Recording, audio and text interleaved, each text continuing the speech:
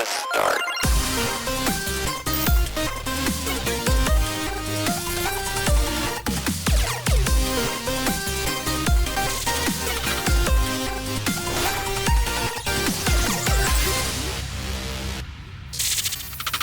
Well, let's start episode 159.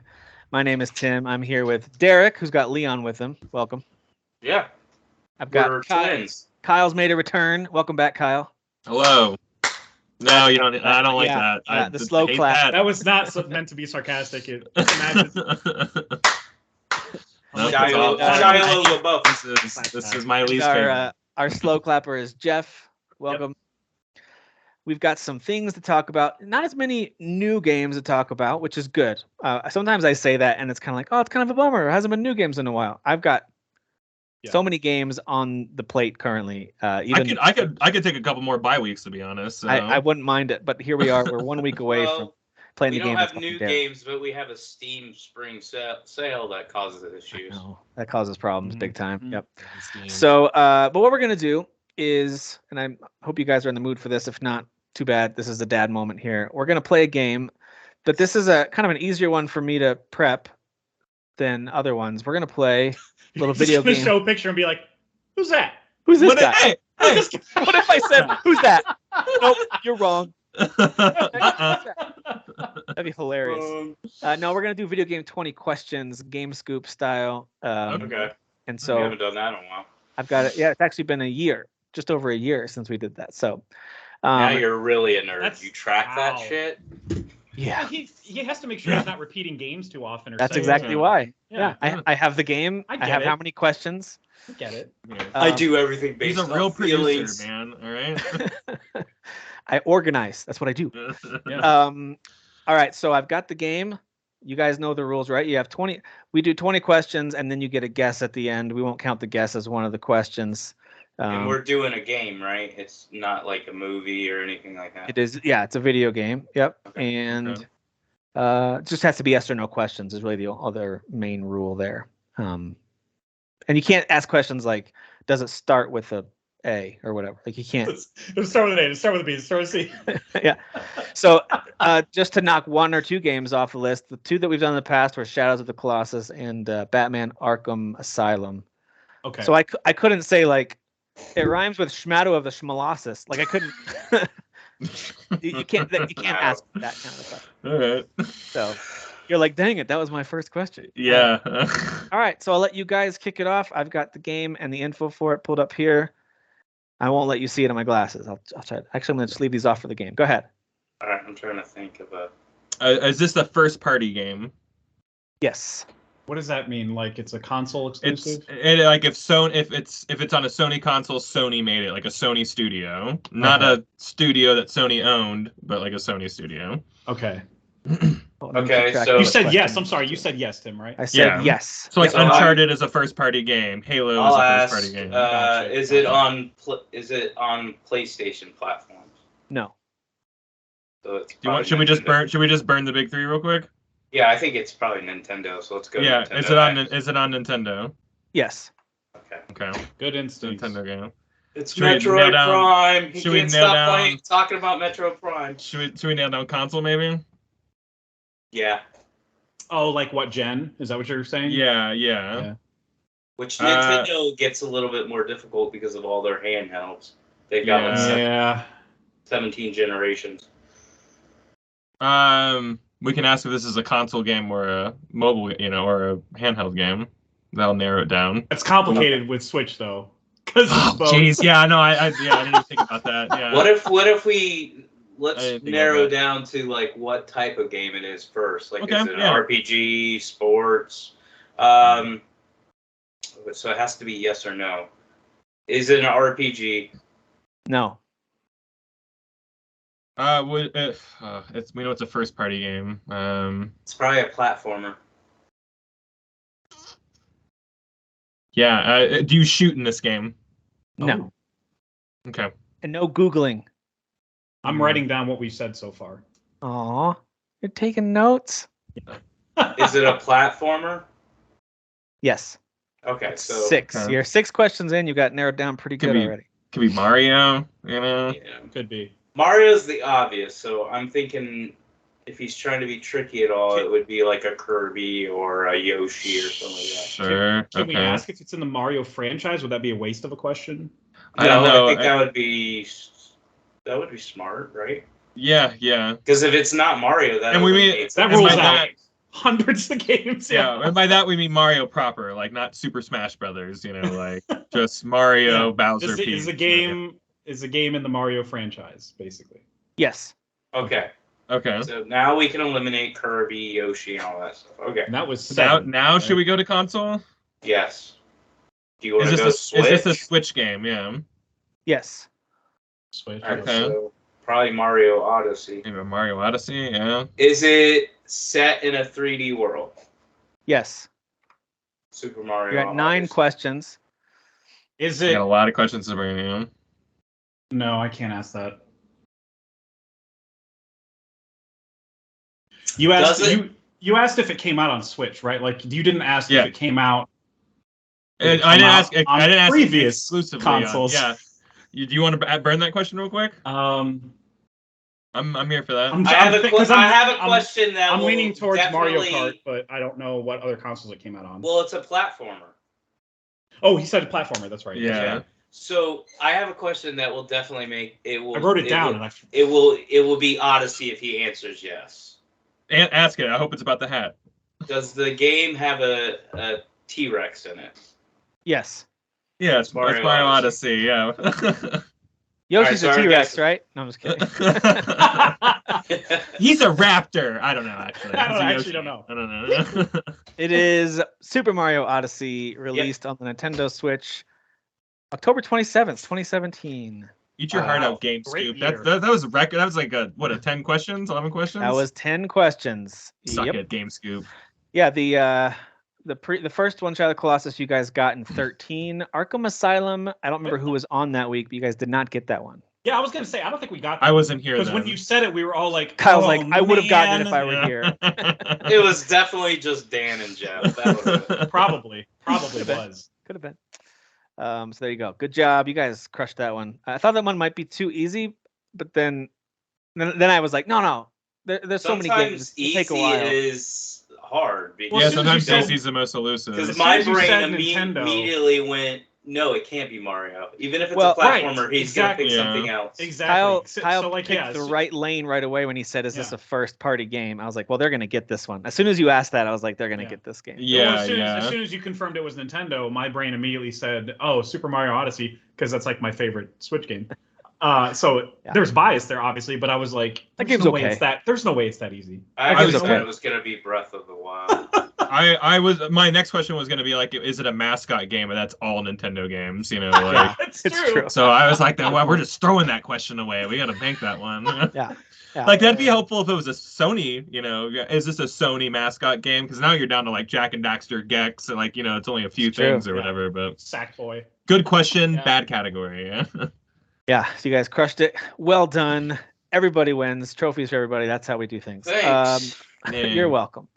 All right. Well, there are a couple of new things out this week, more in the watching category than playing in terms of new releases. So we'll talk about all those things here, and then at the end, or you know what, maybe even as part of this section, we can talk about anything else you're playing and watching. So I don't think there's a whole lot, and then we'll get into let's news. Pad it. Let's do some classic padding like all. We'll pad it out a little bit. First game that was notably released this past week is WWE 2K23, released on all consoles. Probably the most notable game of the week in terms of just popularity. Oh, hell yeah. Marketing. Nice. That was good. That was really good. Ironically enough, I did not buy this game and play it, although I did get 22 and I enjoyed that game. Although I admittedly didn't play it as much as I had wanted to. I still only got like a little bit into the career and tried a few modes, but it was really good. But I have been watching a lot of like classic wrestling stuff, whether it's documentaries I can find. There's got a lot of good, I think Kyle's been YouTube- doing kind of the same thing too. a lot of good Mhm. YouTube channels out there that have created their own little documentaries that I'll watch Yeah. sometimes. And so I've really been on a kick of that. Yeah, like WrestleNomics, I think is one that does a lot of like documentary. There's one called like WrestleLamia that I'll watch. yeah. Oh, I've sometimes. I've seen that one, WrestleLamia. Yeah. Yeah, which I think is a funny Max Landis, who was rightfully quote unquote canceled. He sucks as a person. He did the wrestling is not wrestling or something like that. Okay. He did like 2 fake documentary things. One was about Triple H, and you'll recognize a lot of people in it. And it's very funny. But now it's like, how do I recommend this? Because that guy sucks. Yeah. I was trying to find the one. There was one that I'm actually still in the middle of watching because it's a super lengthy documentary thing that's put together on YouTube. They don't have the rights to all the footage, so sometimes they have to break just it up. Yeah. talk about it and show a still, or like they talk about a match, but they can't really show the match because they don't have. And some of it looks like they had to blur out what they used to have in there because of copyright issues. So like you can tell they don't have full access. So that part's a bummer.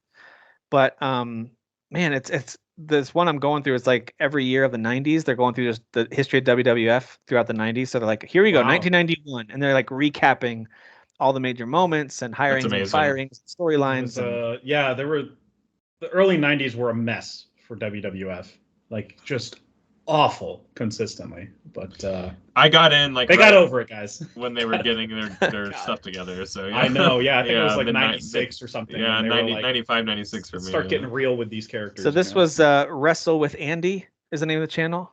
Oh, okay. I haven't heard that one. I haven't heard that one.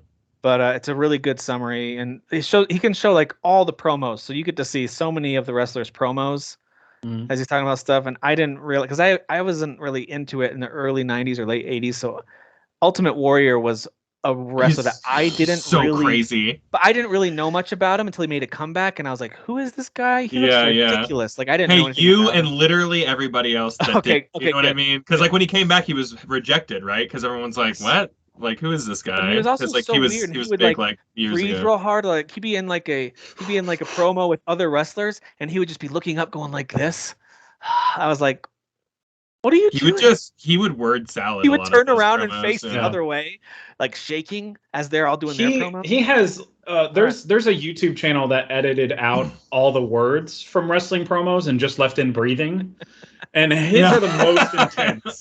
His are definitely the most, because he's just like, it's just. Someone did a Ultimate Warrior and Hulk Hogan's promo from like the early 90s, and they did it backwards, and it's so funny. It's just like, that's amazing. It's like it's all going backwards. The things people think to do with existing footage is really stupid. I love it. It's really that guy had a lot of problems though. Not to dwell, but he there was a reason that he was kicked out of there. And then when he came back, he kind of had to do a lot of bootlicking and apologizing. Yeah. But then he went back to his old ways and started believing he was bigger than the company and bigger than like everything should be on me. I'm the Ultimate Warrior. I'm the top guy. And he just stopped. I think eventually the second time he stopped going to work. He just stopped showing up. They couldn't call him the mediocre warrior. They wouldn't have the same vibe. But one thing I wanted to point out, and it kind of ties back into the game too, is that from the early 90s to the late 90s, so within the same decade, there's the wrestling as a show and the performers and the way they talked and the way the announcers did their thing was unrecognizable almost. Like the changes that it went through from like 91, for example, if you were to go watch wrestling, to 99. If you just think about the difference between what the wrestling experience was.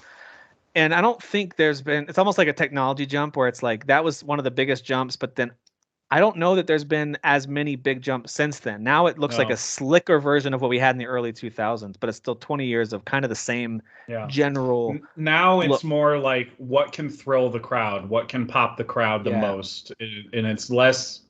The promos are pretty much identical to what they were doing in WCW and WO when they were like doing the realistic promos and stuff like that, like the actual like people talking like regular people instead of like, well, let me tell you something. Like it's. You know, they tone that back, and they're still doing that. They still got that tone back energy, but it's about like the matches. Like, okay, great, we've seen a billion promos, but we need some good matches now because, good lord, we are so bored.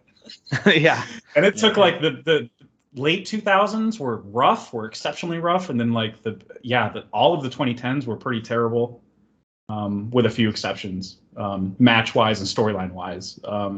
But yeah, I feel like that kind of matches up up us with wrestling fans are kind of like, I mean, you guys see me sharing footage and stuff all the time. Like, we're having a blast right now. It's been a good time to be a which wrestling is fan. awesome, and it's nice to see the games kind of following suit, because I feel like it's Exactly. been a long time. Not that there hasn't been any good wrestling games. I think there's been some 2K games that people have liked over the years, but it seems like there's now a little bit of a resurgence, and now you got WrestleQuest and the AEW game, and there's just a little bit of a, hopefully, a gaming wrestling game renaissance coming up. So does 2K23 get us in the right direction? Is it a good kickoff to that? I think it's more of so far what I played, which is not a lot because this week has been stupid for me after work.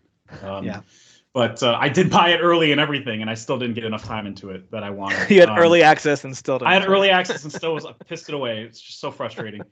The most time I got into it was today, actually, before we podcasted. But so far, it's more of the same, at least controls wise. Like, it's still a simplified version of what they had in 2K22. So that means you guys would probably, those of you that did play it and like 2K22, you'd like this one. I think they've fine-tuned the reversal, because the reversal was like too easy in 2K22. Okay. Whereas like you could be down, your health bar could be like momentum bar, whatever it's called, could be way down, and you can just easily reverse a finisher.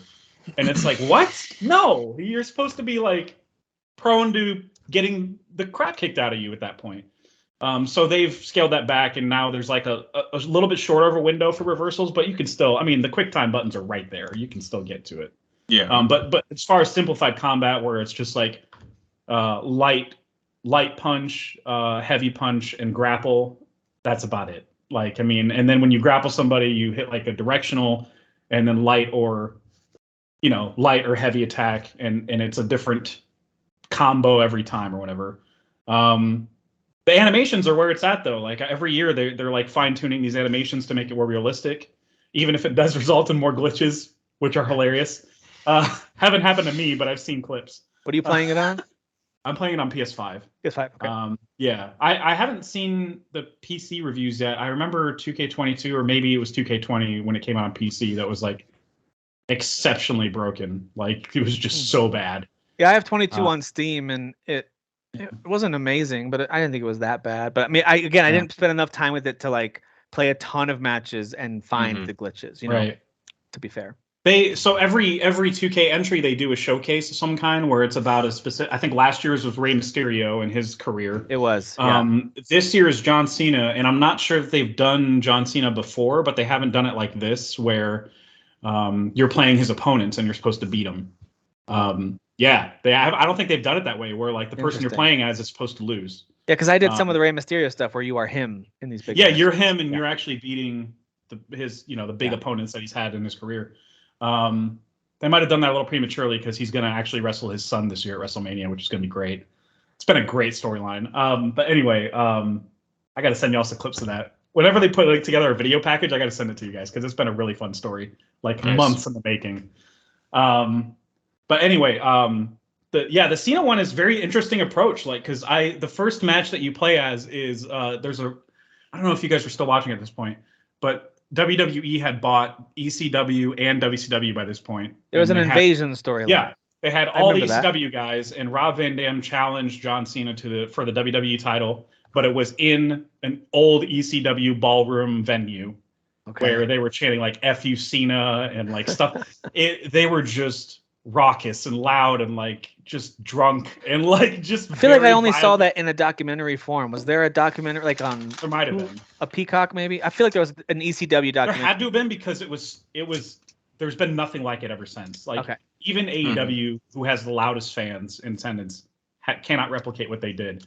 Like, these guys were just like so loud and like F you and middle fingers, and like he has a thing every time when he gets in the ring where he throws his shirt out to the crowd. And 3 times they threw it back to him until he just gave up.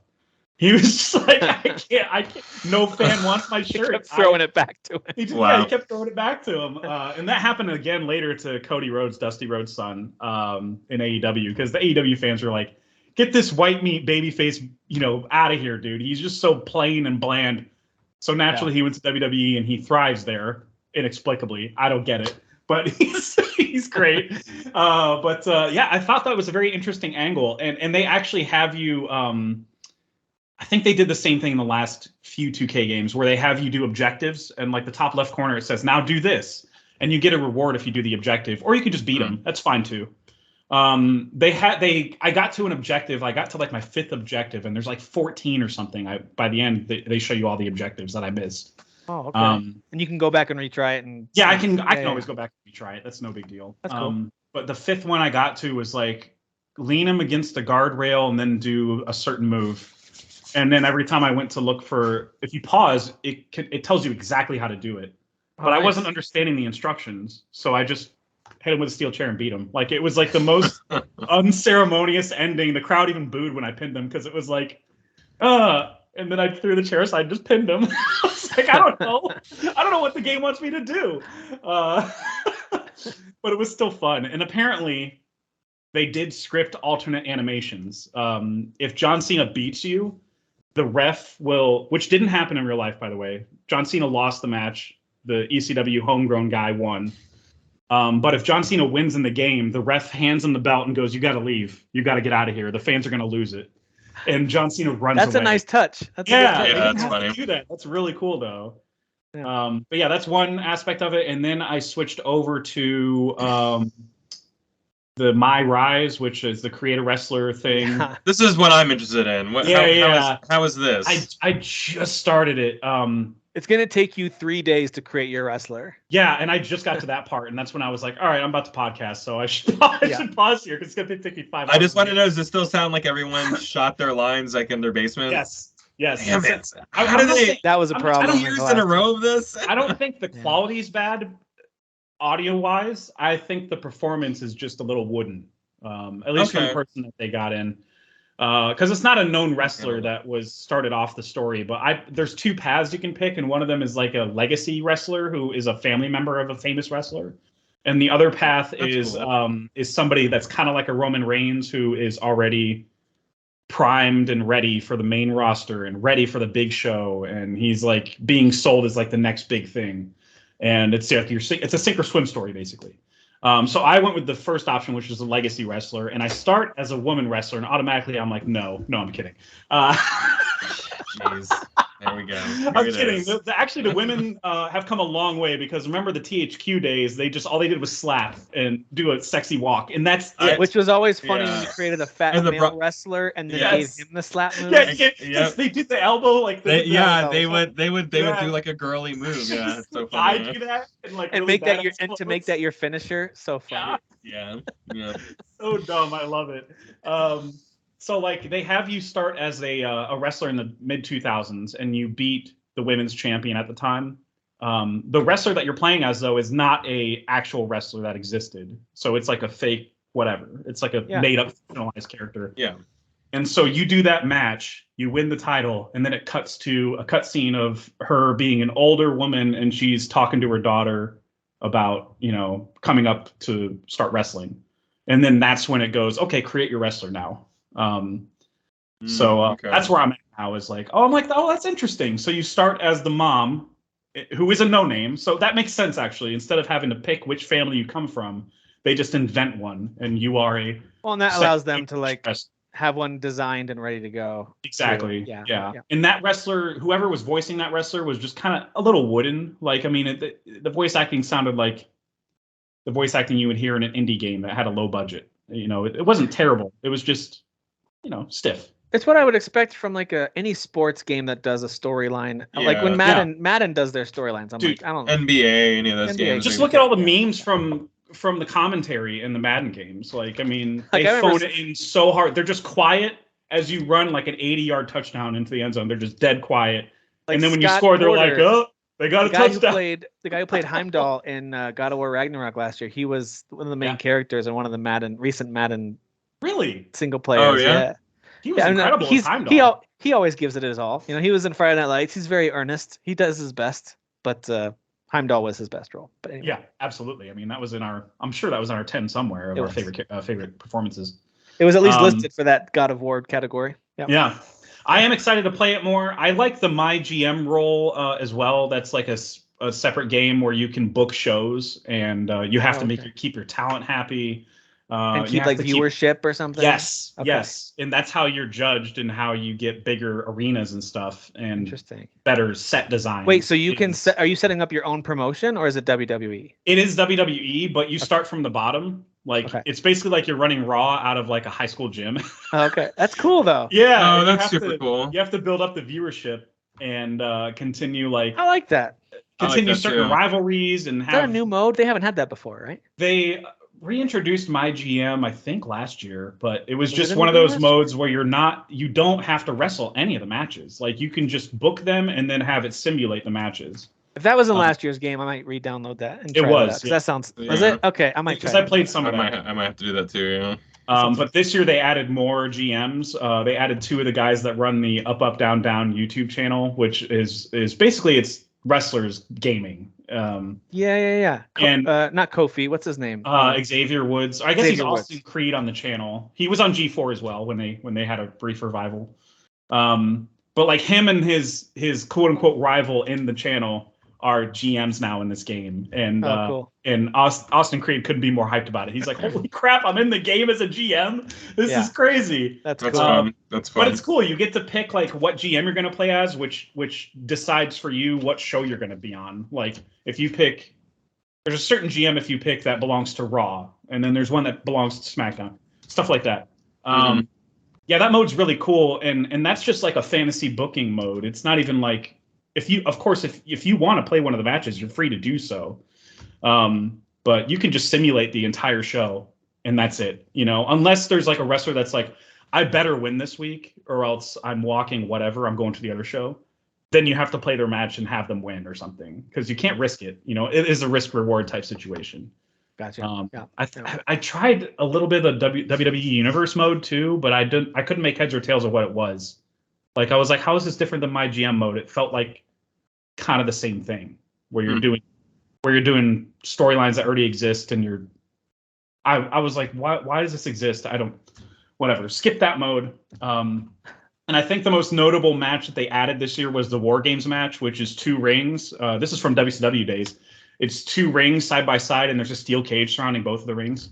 And there's like weapons inside the ring and stuff like that. And it's like a traditional elimination match.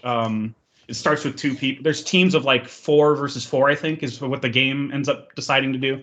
And it starts with 2 people, and then at like two or 90-second intervals, 2 minutes or 90-second intervals, another person will come into the match. So it's supposed to be a long match. It doesn't start until everybody's in the ring. Yeah, but it's you should go watch footage of it. It looks super entertaining. People are lighting tables on fire, like jumping off the top of the cage, and like it sounds chaotic. It sounds like freaking nutty, dude. I wouldn't want to suggest that the devs who made the games that weren't that great didn't love wrestling, but it just feels like there's more love of wrestling in the recent games. Yeah, people who they really definitely had a wrestling. restructuring of like, we should probably hire fans, shouldn't we? Yeah. Like, yeah. The answer to that is always yes. Yeah. They kept trying to go to like corporate and sports with it in the like 2010s to 2020. Yeah, like, let's make like a I'm like, guys, UFC game kind of. These should be arcade games. These are wrestling games. Like, if you want to make UFC games like that, sure, that makes sense because that's a sport. Right. A non-predetermined sport that makes sense. Right. So yeah, I'm glad they finally got their head out of their butts and decided to make an arcade game, basically. Before we move on to other games, have you heard any updates on the AEW game? Because I really am interested in.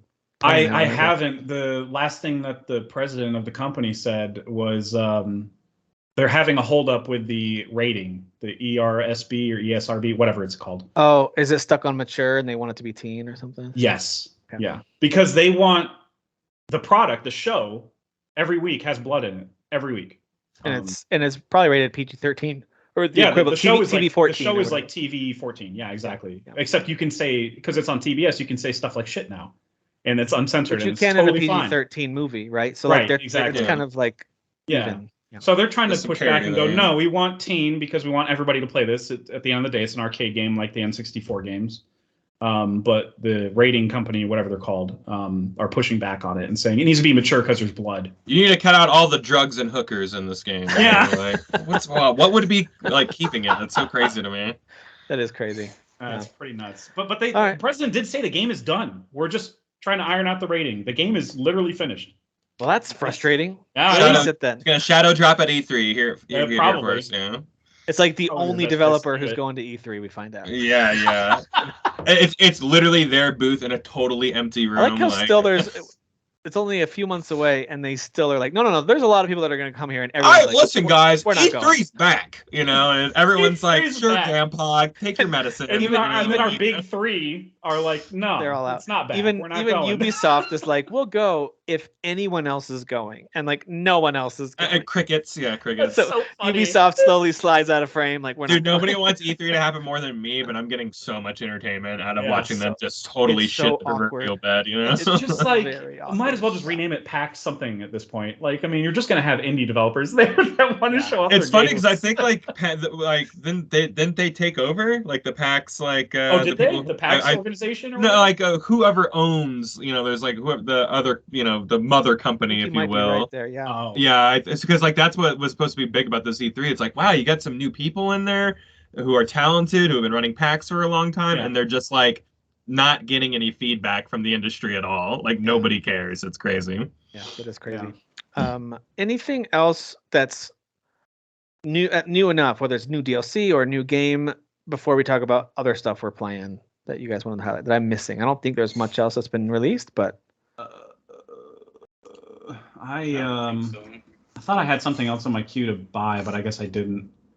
I mean, like Derek said, there's a Steam sale, so there's a whole bunch of stuff that is now on my I won't even say backlog because I actually have it installed. I fully intend on playing it probably this weekend. I forgot. Bayonetta Origins came out, but we talked about that last week. We did, yeah. If you guys want our thoughts on the Cereza and the Lost Demon, we did talk about that for a good 15 minutes or so last week. We had a lot of thoughts on that. I couldn't pull the trigger on that one. I saw it's on worth CD waiting. Keys that I could get it for $45, and even at that price, I was like, not CD Keys, Slick Deals, and I was like, no.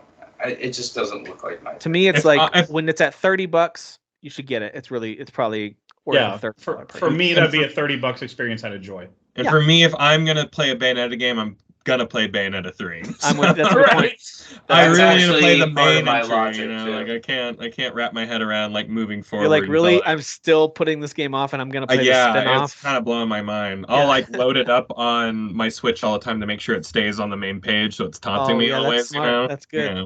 Good. So it hasn't worked yet, but it's judging me for sure. It hasn't worked yet. But yeah, I got stuff like Moonlighter, which is really cheap. I got Metal Gear Rising, Revengeance, Resident Evil 5, a couple of throwback games that I never played that I'm like, you know what? I might fire some of these up. I got them for cheap. Give them a whirl. Oh, and the Dead Island games were on really cheap sale. So I grabbed those. So yeah, might jump into one or two of those here or there. But I'm mostly still just playing Octopath Traveler, which I don't have a ton more to add other than I'm over 60 hours into it and I'm working on chapter 4s for the characters. I really want to get the secret classes. So my goal is to get at least a party of 4 characters over 50 so I can go take those on because those are tough. Yeah. One thing I will say is I hit a boss that I died at twice. I was getting really frustrated. Like I'm a high enough level. They shouldn't be killing me this easily. It says dragon and he keeps doing these. He gets too many attacks in a row, and I don't have a chance to like heal up. And because he does this move at the beginning that lets him double up every turn. And so he'll do like at the beginning, one of his moves is just him changing his stance so his weaknesses change. And then he does an attack. So that's not too bad. But then he starts attacking twice. And so like he'll do this dragon fire move that hits everyone with dragon fire damage, takes everyone down to like 500 health each. If that was his only attack, that's fine. I could just have someone dedicated to healing every round as I attack. I could probably figure that out. But then he almost always follows it up with a group swipe or a singular swipe that kills a lot of people or at least one. And so anyway, to shorten this down, I looked up online like how do you fight against this guy? Like am I missing something? And I saw this really great tip in the comments on one of the wikis somewhere that just said use the dancer's final skill, which I forget what the name of that is. It's the one that takes 30 SP and you have to have your charge up to max. But you use that on one of your teammates. So I use it on my cleric, and that makes whatever attack or whatever move you're about to do, if it's going to address a single character, it'll now address everybody. That's what that move does. Is it makes it kind of like instead of a single target, it'll be all targets. So the Okay. reason you Nice. could do that for like an attack, right? If you have a big group you're fighting against, you could make a single attack hit everybody. But I'm using it as I hit it on the cleric, and then I have the cleric do a full charge of reflective veil. So now everyone has 9 deflections of any magic attack that comes at them. So any magic attack that hits all 4 characters, all 4 of those fire attacks hit the dragon. So every time the dragon cast dragon fire, he was damaged for like 5,000. Like every time. Wow. So once I figured that out, I just had That's to a survive brilliant way like to do it. I just had to survive like 2-3 rounds to charge up enough, those points, battle points or whatever. To maybe it was like 4 rounds, and then I cast that, and then I just didn't have to do anything. I just kind of sat there and waited, and he just. Yeah, Nice. I like when games have like little smart loopholes that make you feel Octopath awesome. has so many of them too. Yeah. I very actually only thing I didn't play much this week. The only thing I played was more Octopath 2. And I'm actually stuck on a boss, so I actually have to grind. I'm on the 3rd chapter for the sarcastic guy. I keep forgetting his name. The sarcastic. Is that guy. Temenus? The clergy, yeah. He's Temenus, yeah. Temenus. Oh. So, anyways, That's my full name, by the way, is Timonus. It's fine. Yeah. I knew. Oh, okay. I knew it was short for something. Yeah. So his 3rd chapter is really good, really good. Him and Crick are awesome. I love watching both of them. Yeah, I like them a lot. They're cool because they're complete opposites. But his last boss in chapter 3, I thought I was handling them fine.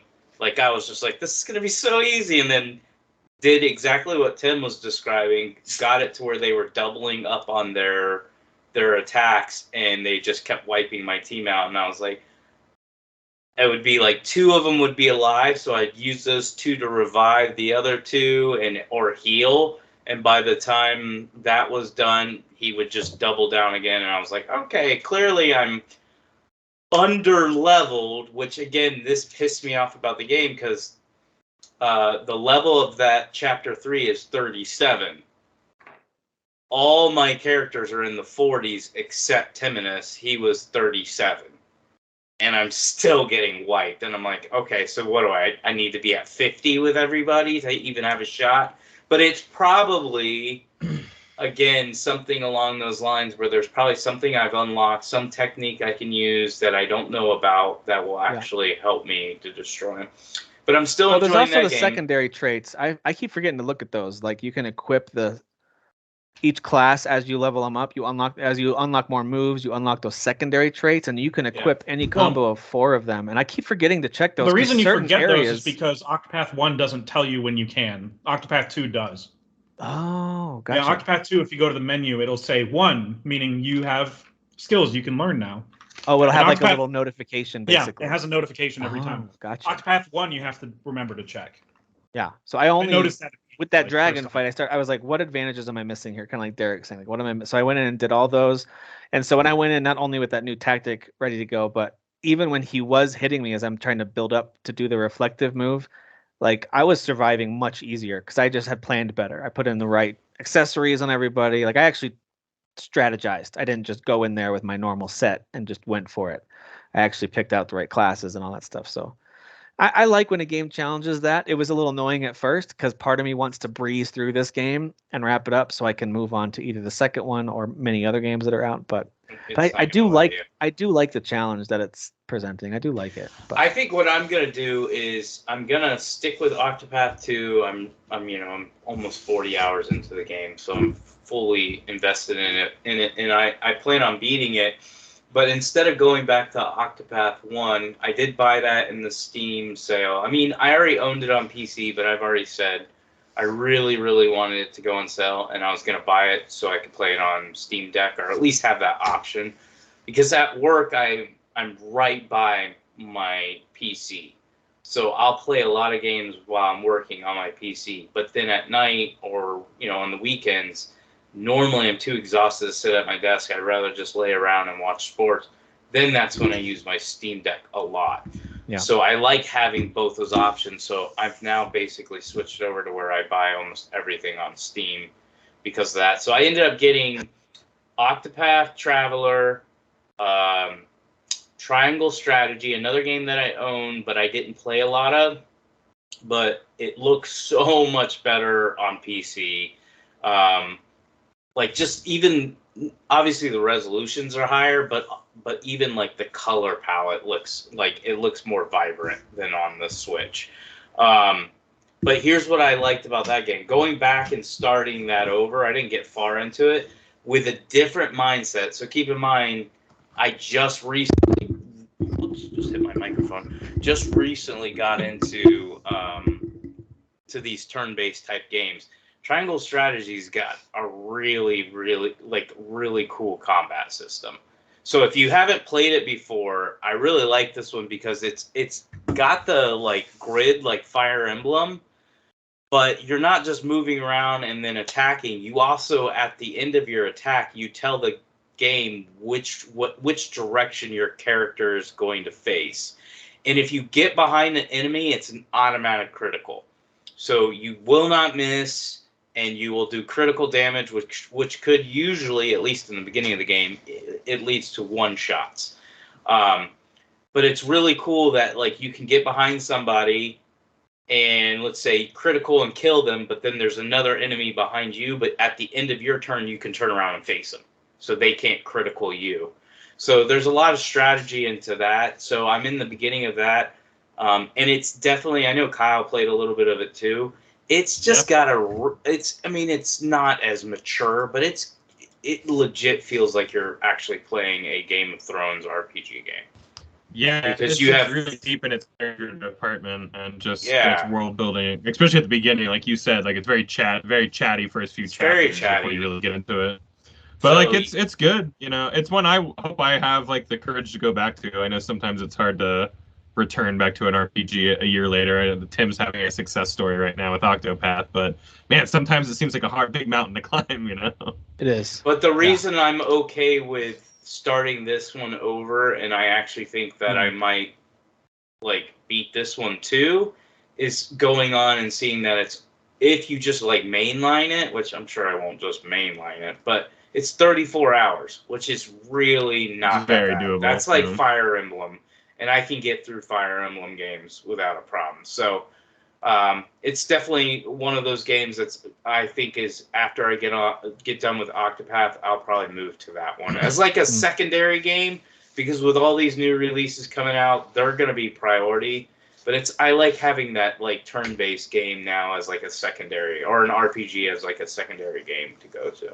Yeah, I love a good tactics game. It's interesting. Like, I think of Final Fantasy Tactics as the original, but it wasn't even close. Like back in the 80s, there were computer games especially that were doing this kind of stuff, and even Nintendo with Fire Emblem was doing that before Final Fantasy did the tactics. But what you're talking about with the directional, that was a cool element that they added in some of those games, where it was like pick your direction, try to keep your back to a wall all the time, that kind of thing. It's really cool. And speaking of tactics games, I've got it in my cart. I haven't pulled the trigger and bought it yet, but I'm going to probably even as soon as I'm recording.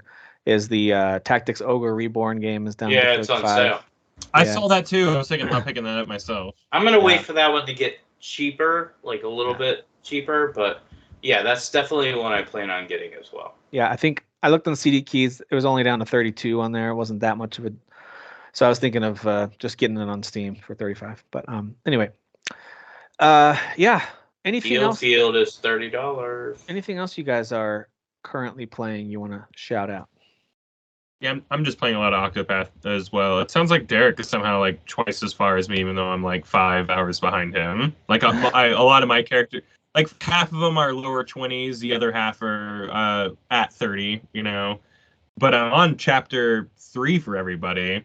It's just weird. It sounds like he's grinding or leveling a lot faster than me, which is frustrating because it feels like I am grinding a lot. Are you cheat coding? Yeah.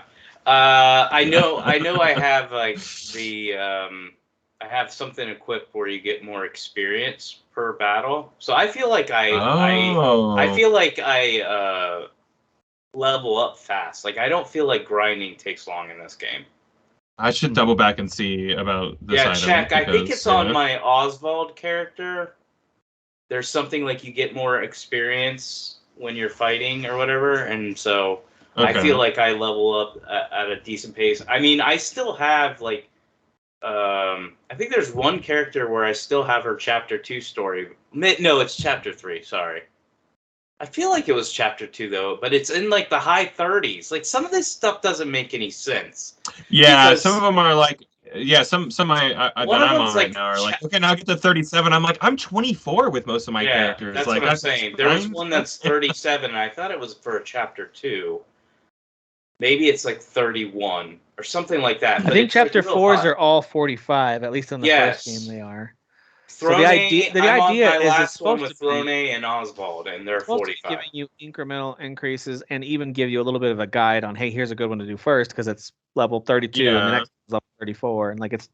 I definitely feel like that's still the case for the most part. Just some are surprisingly high, so like it's just like, well, you just don't do that one right now. You'll just do somebody's chapter 4. There are some weird difficulty spikes, which in a weird way is also kind of nostalgic. I remember hitting those playing Final Fantasy VI and other things where I was like, well, I guess I gotta just wander around on the field. Yeah, I guess I have to exactly. Like here's a save point right here. I guess I'll just walk in circles and gain 5 levels and save between levels. That's what we'll do here for the next hour. Exactly. I don't mind that. Yeah, that's good. That's good toilet time. That's pretty much what I've been doing while trying to. Well, I mean, I'm a total noob with this genre, so I'm over here, having to be told, you're gonna have to learn to be okay with that because that's an RPG. That's what that is. That's what that experience is with TRPGs. Like, at least traditionally, put on your favorite podcast and traditionally that's just grind. More modern, only 30 minutes or an hour. RPGs don't do that though. More so than not, they don't these days. And like you don't have to grind long, like a session of grinding instead of like progress, which is nice. At least in the first game. The first game is at least so far, and I didn't put a lot of extra time in it since we last podcasted. I still have one other person again, and it's the hunter. But I notice that I'm leveling up way faster. Maybe it's just because I have a better handle on the combat in the first game after experience with the second game. That makes sense. But I do feel like the second game is definitely a little more balanced in how quickly you level up. Like, you don't do it that quickly. You kind of have to figure out how to do it quickly. Kind of like Derek probably has a support skill that's helping him in that area. I don't know. Yeah. But I've been loving the first one so far. There's just like I mentioned in the last week's episode, there's just little intricacies in like how the game controls, and I'm like, this is a little different, The other technique, and Kyle, I'm sure you've tried this. If not, I would do it. Take your 2, maybe even 3 highest level characters that are OP for, like, let's say your grind area is a level 30, and you have one character that's level 18. Level somebody. That's what I've been doing too. Even when I'm not going to do the story the game expects you to do that. Because I have a core 3, and I'm always like pulling in like the person who's trailing behind them, and like that's who I'm leveling up, And again, I gotta start doing it that way. An hour. That's the way to do it. You don't want to try to level up like Jeff if you're doing like that. 3 people at one time. Yeah, you want to do one at a time, and you want to power level them. So if you've got 3 characters that are level 30, and you got one that's level 18, you go to a level 30 zone. That level 18, it might die, but just revive it revive it right before you kill all the enemies, and they'll get all the experience. It really depends on what it takes to kill those enemies. Like if you really get familiar with, like, all right, if I can find this enemy set, I only need 1 or 2 strong characters to take it out. So maybe you do that too. You could power level. Oswald sometimes will wipe out literally everybody, and I can power level just with him. His attacks, get to everybody, and it's and it's the same thing with the scholar in the first game as well. Yeah, where like I'm doing Cyrus, where I'm doing like a fire attack or whatever, it doesn't matter, and it's just dominating the people that have already had their shields broken. Like it's just freaking destroying them. It's awesome, especially if you have all your break points and you could just like or boost points, and you can just boost like 4 times, and it's like 500, 600 to each enemy. At my point. Real quick, Kyle, just because I want to be able to hear what you're saying. It does sound like, I don't know if you're downloading something freezing, or what. You're definitely freezing. I think you just have to push in your Ethernet cable into the laptop. That's it. Yeah, it's probably the same old problem I always have. Is that what it is? Really? Yeah, it gets loose. Just push it in there. All right. Yeah, you're good now. How's that? You're good. Yep. Yeah. Slide it in. That's what That's what it was. Video still looks weird to me, but that could be a me problem. Looks No, good to he's me, good honestly. for me now. Okay, that means the recording was. Okay. It's just me. Okay, cool. All right, so obviously a lot of Octopath. I do have Dead Cells DLC downloaded, ready to go with Castlevania. So I'm excited to play that and report back what I think. I've been meaning to ask this. Do you think I would enjoy that game? I've never even played it, and I've heard so many good things. I think gameplay-wise, yes, but the Sideways 80s, so just know you're going to be chipping away at progress. Yeah, all you're doing is you're just rerunning the same levels over and over and over. I see. It's like Did you like Hades? Game. Yes, I just didn't put a lot of time into it. I would put say like 4 hours into it. If you found enjoyment in the way Hades was structured and the way the combat felt, Dead Cells has that same, in my opinion, some of the best quality combat and feel. Like Hades has a great combat feel and vibe to it. Dead Cells has a great combat and vibe feel to it. But it has that same, like, do I want to keep replaying these areas over and over again kind of feeling? So like I think it's totally worth it, but that's if you don't like. So I just got to tell myself going in, don't get mad when you die because the game wants you to die. Oh yeah. Yeah. Like I just loaded it. I loaded it up. I didn't get a chance to play it yet, but I was looking in the opening scene, the opening area. You can see over time. I forget what they are. They're like these jars or something that have all the weapons and powers that you've unlocked over time, hanging from the ceiling. At first, it's empty when you first load in, right? And then over time, you start to see those populate. Like, oh, you unlocked this magic sword or this fire move or whatever. And now it's full. Like I opened it, I was like, look at all the stuff I've unlocked in this game. This is so cool. And so but what that means is that is now available to you potentially, if you're lucky, to show up in your run in that game. So it's cool. Got that element to it. So it's Retardal. It's a better game than Returnal in that aspect. I will say if you are interested in it, the Steam sale has the Dead Cells with Return to Castlevania bundle for $20. So you get both. Oh, that's a good price. Yeah. So that's what I was saying. If you are actually interested, this would be now's the time to jump. So they have 3 previous DLCs that are really great from what I've experienced of them or read about them. I haven't played all of them because some of them you actually have to be able to progress. I didn't know they had more than Castlevania. That's crazy. Yeah, they've added more content. Some of it you have to progress pretty far to get to it. This one you don't. You only have to do a handful of runs. I forget. It's just 2 or 3. It might be 4. But at some point. I read about this. You'll see bats fly across the screen, and it'll tell you you've been invited to help eradicate whatever at Castlevania. Yeah. And so then you get, and then it's in that first area. There's some area you can find where you can now transport to Castlevania. So it's not like it's difficult. I think gameplay wise, Dead Cells is one of the best. Side scroller games that I've ever played. That's why I want to play it. The combat's outstanding. Yeah. It's definitely not my style of game. I think it came out in 2018 because that was when I remember playing a lot of it, and I played way more than I thought I was. I thought I was going to play it for a minute, but I just kept going back and going back. I never really got as far as other people, but I did enjoy what I played. 2018 is just stupid. 2018 was a dumb year. Oh my god, it was a dumb year. Octopath came out that year too. Yeah. Like, holy crap, dude. Yeah, what a dumb, awesome year. And I'm still playing, other putting lots of time into Hogwarts Legacy when I get a chance in the evenings, of course. And yeah, I did start playing that again. I forgot that was the game I forgot about. I actually just jumped back into my second save where I'm a Hufflepuff, and I was like, oh yeah, that's right. I remember how to play all Revelio. Immediately went to Revelio and started summoning pages and stuff like that. A lot of fun. Yeah, I can say too. I was helping my daughter through a couple areas. And she's playing it on easy or casual, whatever it is. And I do like that they made it. There's still an element of challenge to it. Like she has to be good at it and know how to switch her spells around, of course. But they made it really accessible to kids in her age bracket, or really anyone who doesn't have the best reaction time, because they give you this great kind of countdown to here's the button to hit to counter this thing, to dodge or to block or whatever. Like that's how I did my first playthrough on easy, and it would flash the button that you need to do to counter, and then it wouldn't flash it. It would just show it to you, and then when it starts flashing, that's when you have a chance to do a perfect block. And I'm like, oh, this is very user friendly. And then as soon as my second save is on normal, and I'm like, where's the flashing button? Yeah, it's not there. It's not there. But yeah, I think it's cool because the epicness and the cool feeling of getting it right in combat still applies in the easy modes. It's just they're trying to make it so here's how to do it. So anyway. Oh, I just looked and okay. I've still got a good amount of missions, but I'm probably 3/4 through the game and didn't even realize it. Yeah, I'm at I think I have 2 missions left, but I'm the game, or at least the story pacing wise, feels like, man, I feel like I got a long way to go. And then I do like one mission and I'm like, oh, that was it for that story. That was it. Oh, yeah. Huh.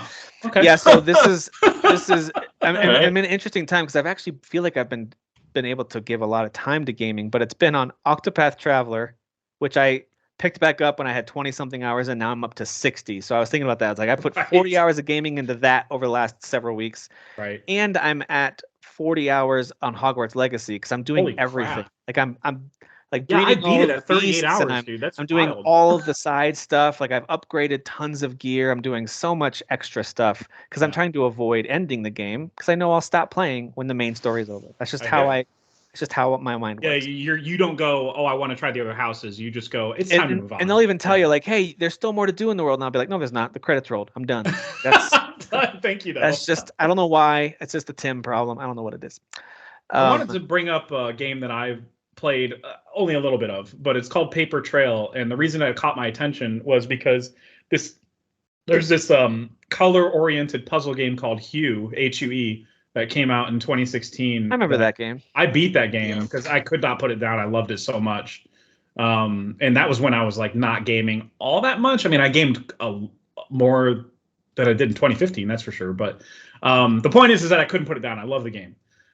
So when I saw, oh, this is a new game from the HUE dev, I was like, oh, this is going to be a clever puzzle. And sure enough, it involves having to move around the screen that you're on. It's really hard to explain. It's so it's Paper Trail is quite literal in a sense that you have the ability to cut or move parts of the screen that you're on, and it folds over like a piece of paper would. So like if you need to cross a bridge, but the bridge is broken, you can move the page down and it creates where the missing bridge piece is, and you cross over and then you move the paper back up. So it's like it's like a clever puzzle game, kind of like the HUE game was, where it's like I can't believe somebody thought to like change colors and that would be your solution for puzzles. It's so thought out. But yeah, there's a demo for it. I think the game is supposed to come out later this year. The demo's on Steam if you're interested. Nice. But yeah, I got stuck at one point and I was like, you know what? I've seen enough. I'm just gonna buy it when it comes out. Yeah. Nice. Yeah. All right. That's all I got. So there's just so many things on sale. So check out if you have a PC or a Steam Deck, make sure you check out that spring sale, which runs for I think it usually runs for a full week or 1 full week.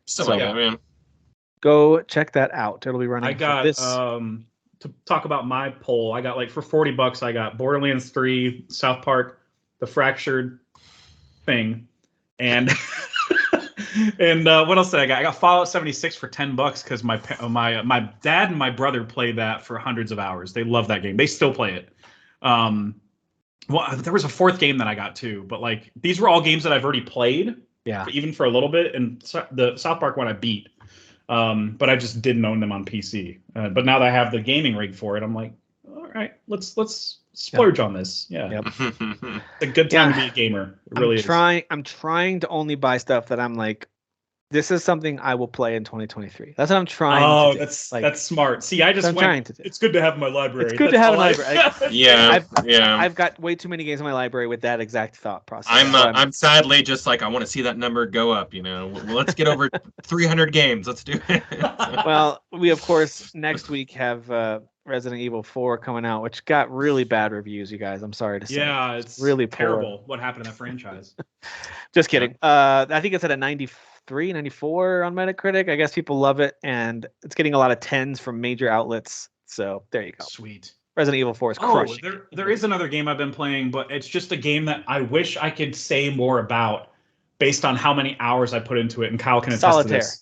No, it's Theatrhythm, Final Bar Line. I'm almost done with every single song. Like, I've put so many hours in this game. I love it. I just wish I had more things to say than I pushed a button and I nailed it. Like it's just it's so gratifying. I don't know what it is. About It's that something game. like Especially like when I'll do a bar and it'll, I forget what the terminology is when you like don't miss a song, perfect like chain. perfect chain or whatever, and oh man, just endorphin dump. And when I get but when you miss one towards the I'm end, and you're like, it hurts. Yeah, when you if you're miss one really towards the flowing end, and like, you well, I miss guess one, I'm doing this song again because of that. Yeah, I missed one, but yeah. The even better feeling is when you get an all critical and it's like a rainbow color and it's like all critical, and I'm like, how did I do that?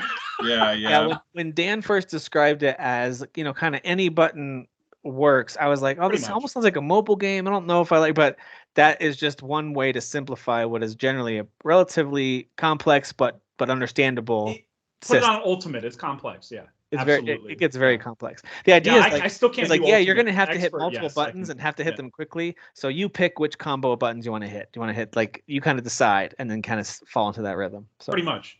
I discovered early on not to do when there's two buttons together, not to do, I think it's like on the Switch, it's like A and Y. I was doing two buttons literally right next to each other with my thumb. And it was impossible to do when you had two buttons that were about to like on the screen. Oh yeah. You have to let go of one. Yeah. And then so I had to learn to start using the triggers. So you really just have to adapt to how you feel you can best accurately. I can't believe I'm talking this long about this game, but that's my point. It's like I'm enjoying it so much, but I can't freaking talk about it that much. I like unlocking like, the character. I like unlocking the characters too. We were like, oh, I got the villain of that chapter. Yes. I can put him in my party. Gilgamesh or whatever. There's like, just enough. There's just enough RPG like gaminess there that like with leveling up and equipping abilities. Well, even looking at like, okay, I'm about to go down this track. It looks like the boss of this track doesn't like fire. Let me equip Ifrit as my summon then, and like it doesn't really matter ultimately.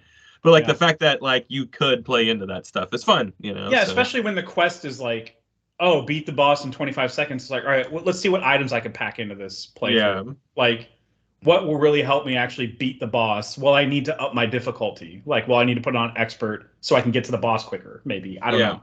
Yep. You gotta like. There is a strategy involved, but it's again, it's like a rhythm game. Literally, who cares? Like, it's just. All right, guys. Well, a unique movie came out this week, and it is the carryover. It's Shazam: Fury of the Gods, and it's really the only movie that's carrying over from previous DC into the new one, right? I guess Flash is carrying over too, right? And Aqua Bro. Is he for sure? Is that confirmed? Aquaman. And they shot that movie. Sure. Yeah, that movie. All right. Well, this is the first one, right? This is the first step into the first of the three. This James is Gunn's DC, but it's carrying over the old. Anyway, it's not interesting. The first Shazam wasn't last year. First Shazam wasn't super connected to the other DC stuff anyway. So. Deliberately, it was not connected. Like even The Rock was like, I don't want any part of that. Just so dumb because it's got so many. Whatever. I already talked about this. He literally says Shazam like 5 times. They're characters in the same. Never mind. It's fine. Yeah, the key wizard who gives them the power. Okay, whatever. That's Superman of that story. Literally the same actor. Jalen Hansu gives him the power, and he's still like, I don't want anything to do with Shazam. Keep me away from that kid. Wow. Anyway, let's start with Derek. You saw this, and I know Jeff, you saw it today as well. What were we'll keep it spoiler free, folks. Don't worry. What were your guys' thoughts on Shazam 2? So I really, really like the first one. I recently rewatched it. So good. So one of the reasons I liked it, it's got good action, but it's just such a funny movie. But not like an over-the-top comedy. It's just like all the characters are likable and silly, but it's still like a serious movie. And they still have that in the second one, but not as much. And that was the only thing me and my son, I would say, didn't like. It's not that we didn't like it. We just wish there was more of it. We wish the kids were in the movie more. They're not in the movie as much. You are verbatim saying what I messaged Kyle separately. That's what Jeff said, yeah. And some of the like fantasy action towards the end I wasn't the biggest fan of, but overall that wasn't a big deal. I did share in the chat though, and of course I won't spoil it because I wouldn't want to ruin it for anybody. But I just thought there was one scene, I don't know why, but I was just laughing out loud. We weren't in like a packed theater. I went at 10:30 in the morning. I even drove up with my son, and he's like, dude, where is everybody? I was like, this is exactly why I come to morning shows. Nobody's here. Yeah. So there wasn't a lot of people in the theater, but I was just cracking up at this one scene. And even when the scene was done, and they were kind of like insinuating they were going to do it again, I was like, don't do it again. You already did it perfect. And they didn't. I was still giggling over the thought, like how dumb. I know what scene you're talking about now. Yeah, how dumb these characters are. He's like, but it's not like they are aware they're dumb. It's just like, and they even wrote it out like to explain why they did this stuff. It's just a fun movie. And I haven't really liked a lot of the superhero movies recently, but this was one that I walked out of where I wouldn't say it's amazing. Like I said, it's not as good as the first one, but I had fun with it, that if somebody was like, hey, I want to go see it, I would be willing to go see it again. It's definitely one I will watch again. I did love the foster family from the first, and that of course hit home for us and our family. Yeah. So I love that. And that's still in the movie. It's just not as dominant. Yeah, because the first one was a lot more about discovery and like that's the hardest part with sequels, and that might be my biggest issue with the movie. Even though I had as much fun with it as Derek did, was like, how do you do that again? How do you recapture that magic? It's almost impossible unless you're Dark Knight and you make a character like the Joker, and you're like, who the hell is this guy? And then there's that whole sense of discovery. It's almost impossible to do that type of stuff unless you change the tone like Thor Ragnarok did. Like, again, there are exceptions, but it is very difficult to do. The movie's still fun though, considering that it's mostly the adults in their Shazam form like the whole time. It's still a fun time. I do wish I got more of the family stuff, because I really did like that personal like family bond stuff, whereas in this movie I felt like they added it just to be like, we should probably add some heart to this movie, shouldn't we? Because the movie is way more focused on the action and the fantasy, way more focused on that than actually giving characters an actual meaningful connection that has depth and stuff like that. But again, that's kind of hard too, because to me, like, here's my thing. Don't get me wrong, the kid version of Zach Levi's character Shazam is a good actor, and I enjoy him, and he's witty and funny too. So I want him in the movie, but I absolutely love Zach Levi. Like, to me, Zach Levi is a clean version of what Ryan Reynolds is for Deadpool. Like, he nails the character. Just the way he acts, you don't feel like you're watching an adult. You feel like you're watching a kid. Yeah, right. But he's a fully grown man, he very totally muscular. Nails. It's really actually kind of strange how when the teenage version of Billy Batson does come out in the movie, he almost feels less fun than Zach Levi. That's what I'm saying. It's so that was my problem with the first movie, is that actually the kid in the first movie seemed more of an adult than actually Zach Levi. And I always said about the first movie, I was like, this is really weird. Yeah, he's like very serious tone most of the time as a kid. Then you get the Zach Levi version of him, which is supposed to be him, but just now adult form, but still his like mindset and how he thinks and stuff like that. But he's talking as if he's not that same version of him. Can I ask, this isn't really a spoiler, is it the letter scene that you were laughing at so hard? Yeah, that's hilarious. Yeah, that scene was amazing. I thought Zach Levi was a perfect cast, and if you think about it, he kind of already played a role like that with Chuck, who out of nowhere is bestowed with all these abilities that make like, why does he have these? And he's kind of like, whoa, like this discovery. Yeah, he's real good at being dumbfounded. Like, he's great at that. Yeah. What's going on? And I actually, but being very charming and personable at the same time. There is the kid who plays like, he's got like the walker thing on one arm. Yeah, he's one of my favorites. He's in it most of the movie as himself without the Shazam form.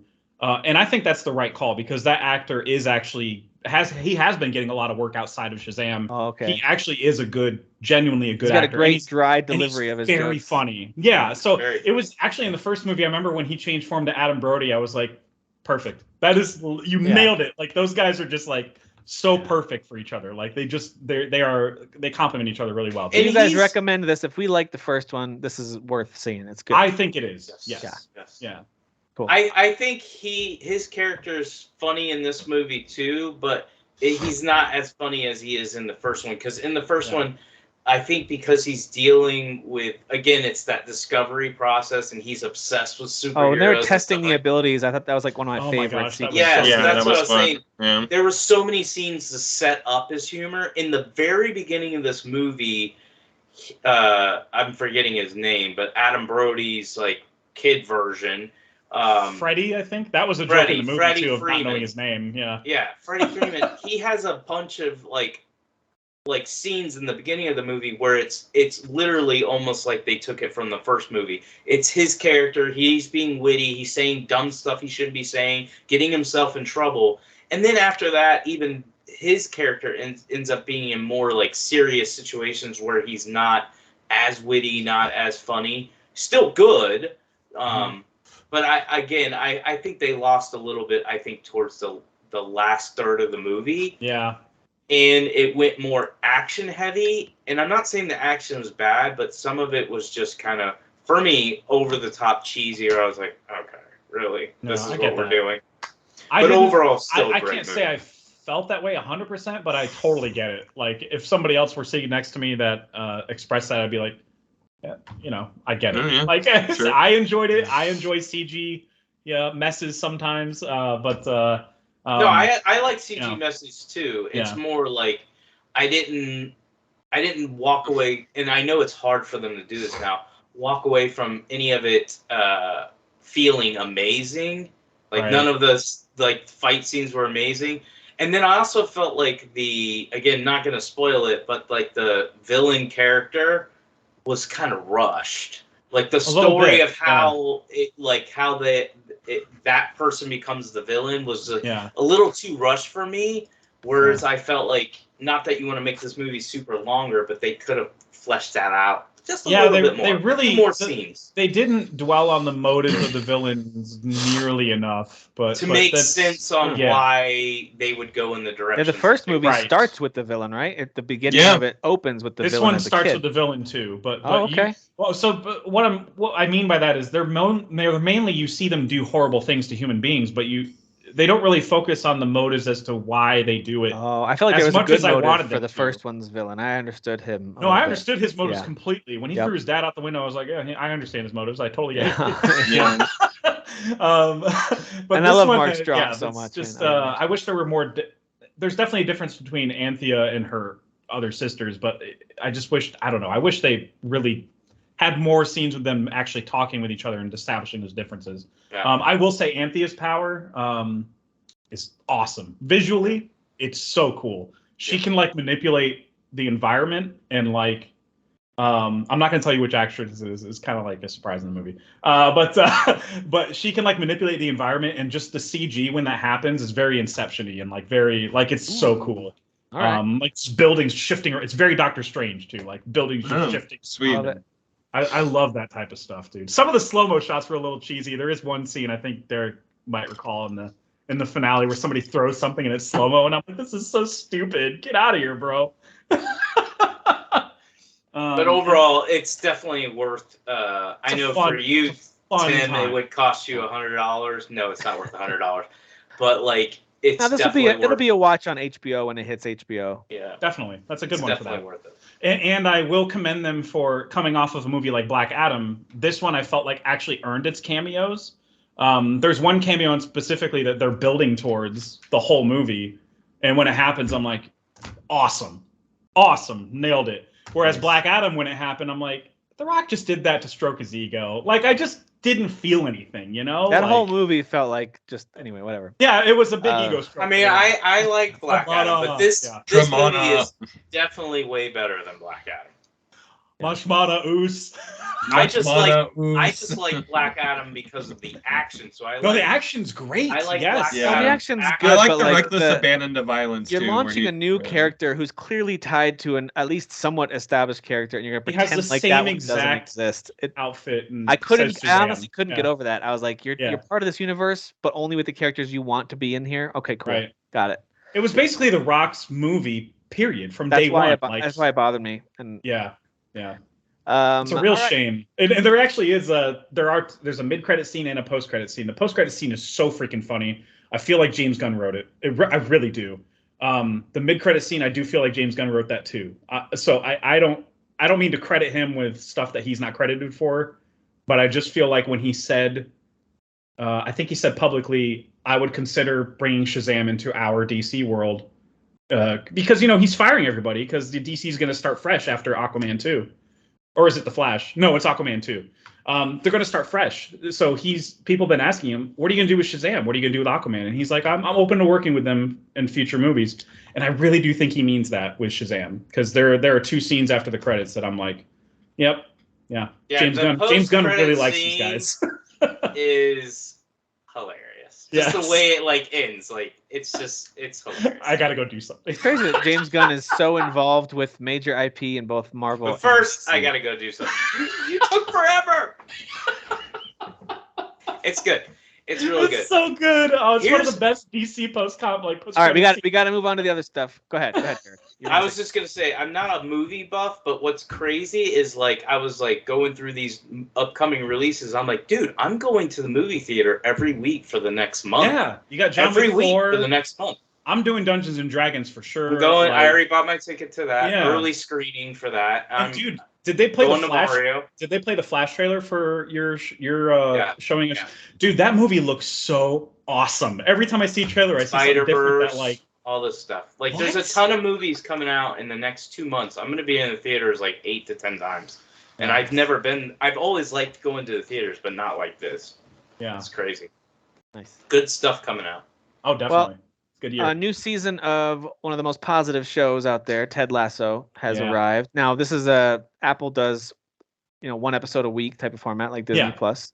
So obviously there's no hey, here's our thoughts on the 3rd season. It's not that, but any thoughts on the opening premiere, or is it just it's more good Ted Lasso stuff? Did you haven't watched it yet, Tim, right?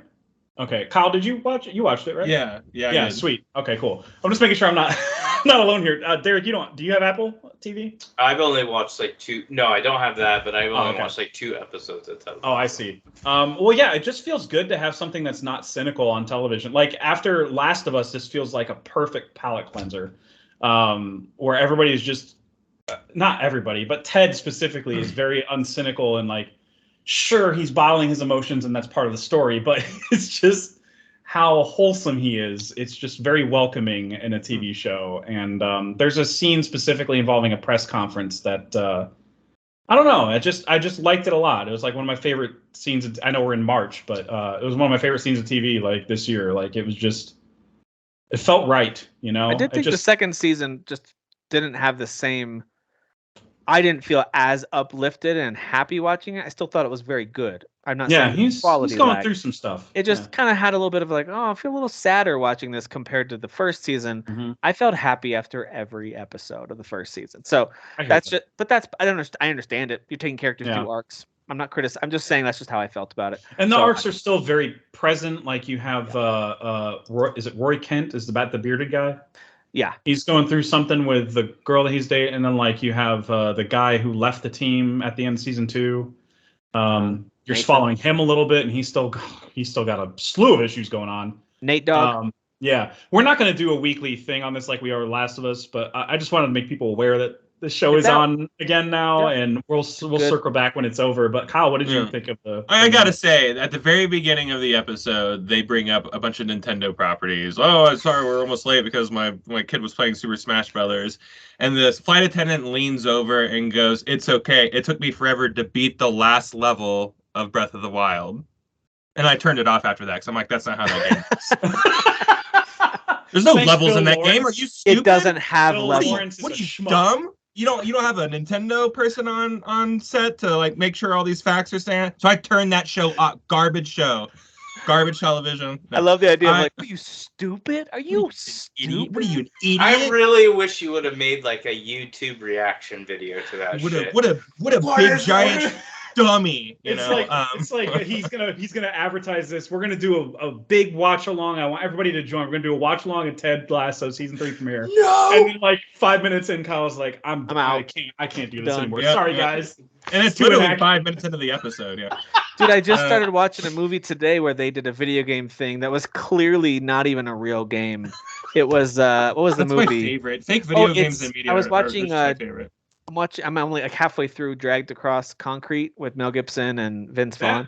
That's a slow burn, buddy. It is. But it is literally dragging across concrete. That's what that feels like. But I do like it so far, at least. But anyway, there's a video game scene between two brothers, one who just got out of jail and he's playing games with his brother, and it's just like this weird, dumb-looking Safari game that they're playing on a PlayStation, but it doesn't look at all correct. Yeah. But it's one of those things where they show the guys controllers. a lot of buttons. They're always like this. Dude, yeah. I actually saw somebody do a skit where they were like, if you played video games the way they do in movies, and he's mashing buttons, and it's a first-person shooter, and the shooter's just going like this. But what's crazy to me is like that should be the next thing. There should be an outcry about that. Like you need to get real gamers. Stop putting in. They were able to do it with hacking when Mr. Robot started doing hacking accurately. They do it with every other role. If you're gonna pass this role, they have to be Wick, really a person in that. Halo, and you could tell they were actually like playing. Yeah, you can tell they were actually playing it. Yeah, in the first one, yeah. I still think it's that hard, but whatever. It's the guy who did Bone Saw. No, what was that one called? So he did Brawl on Cell Block 99, and that movie rocks. That movie rules. Brawl. What about what's the bone chains? No, not chainsaw. Tomahawk chainsaw. Tomahawk. Bone Tomahawk. Bone Tomahawk. Is that good? I haven't seen that one yet. Okay. I haven't seen it yet. I heard it's great though. I heard it's really violent. If you like this, watch the Cell Block movie. You're gonna love that too. Oh my god, dude. Okay. That movie's gonna kind of blow your mind a little bit. Yeah, same director for all three of those, I think. Yeah, it's so outstanding. Vince Vaughn's amazing in that movie. It's out of control.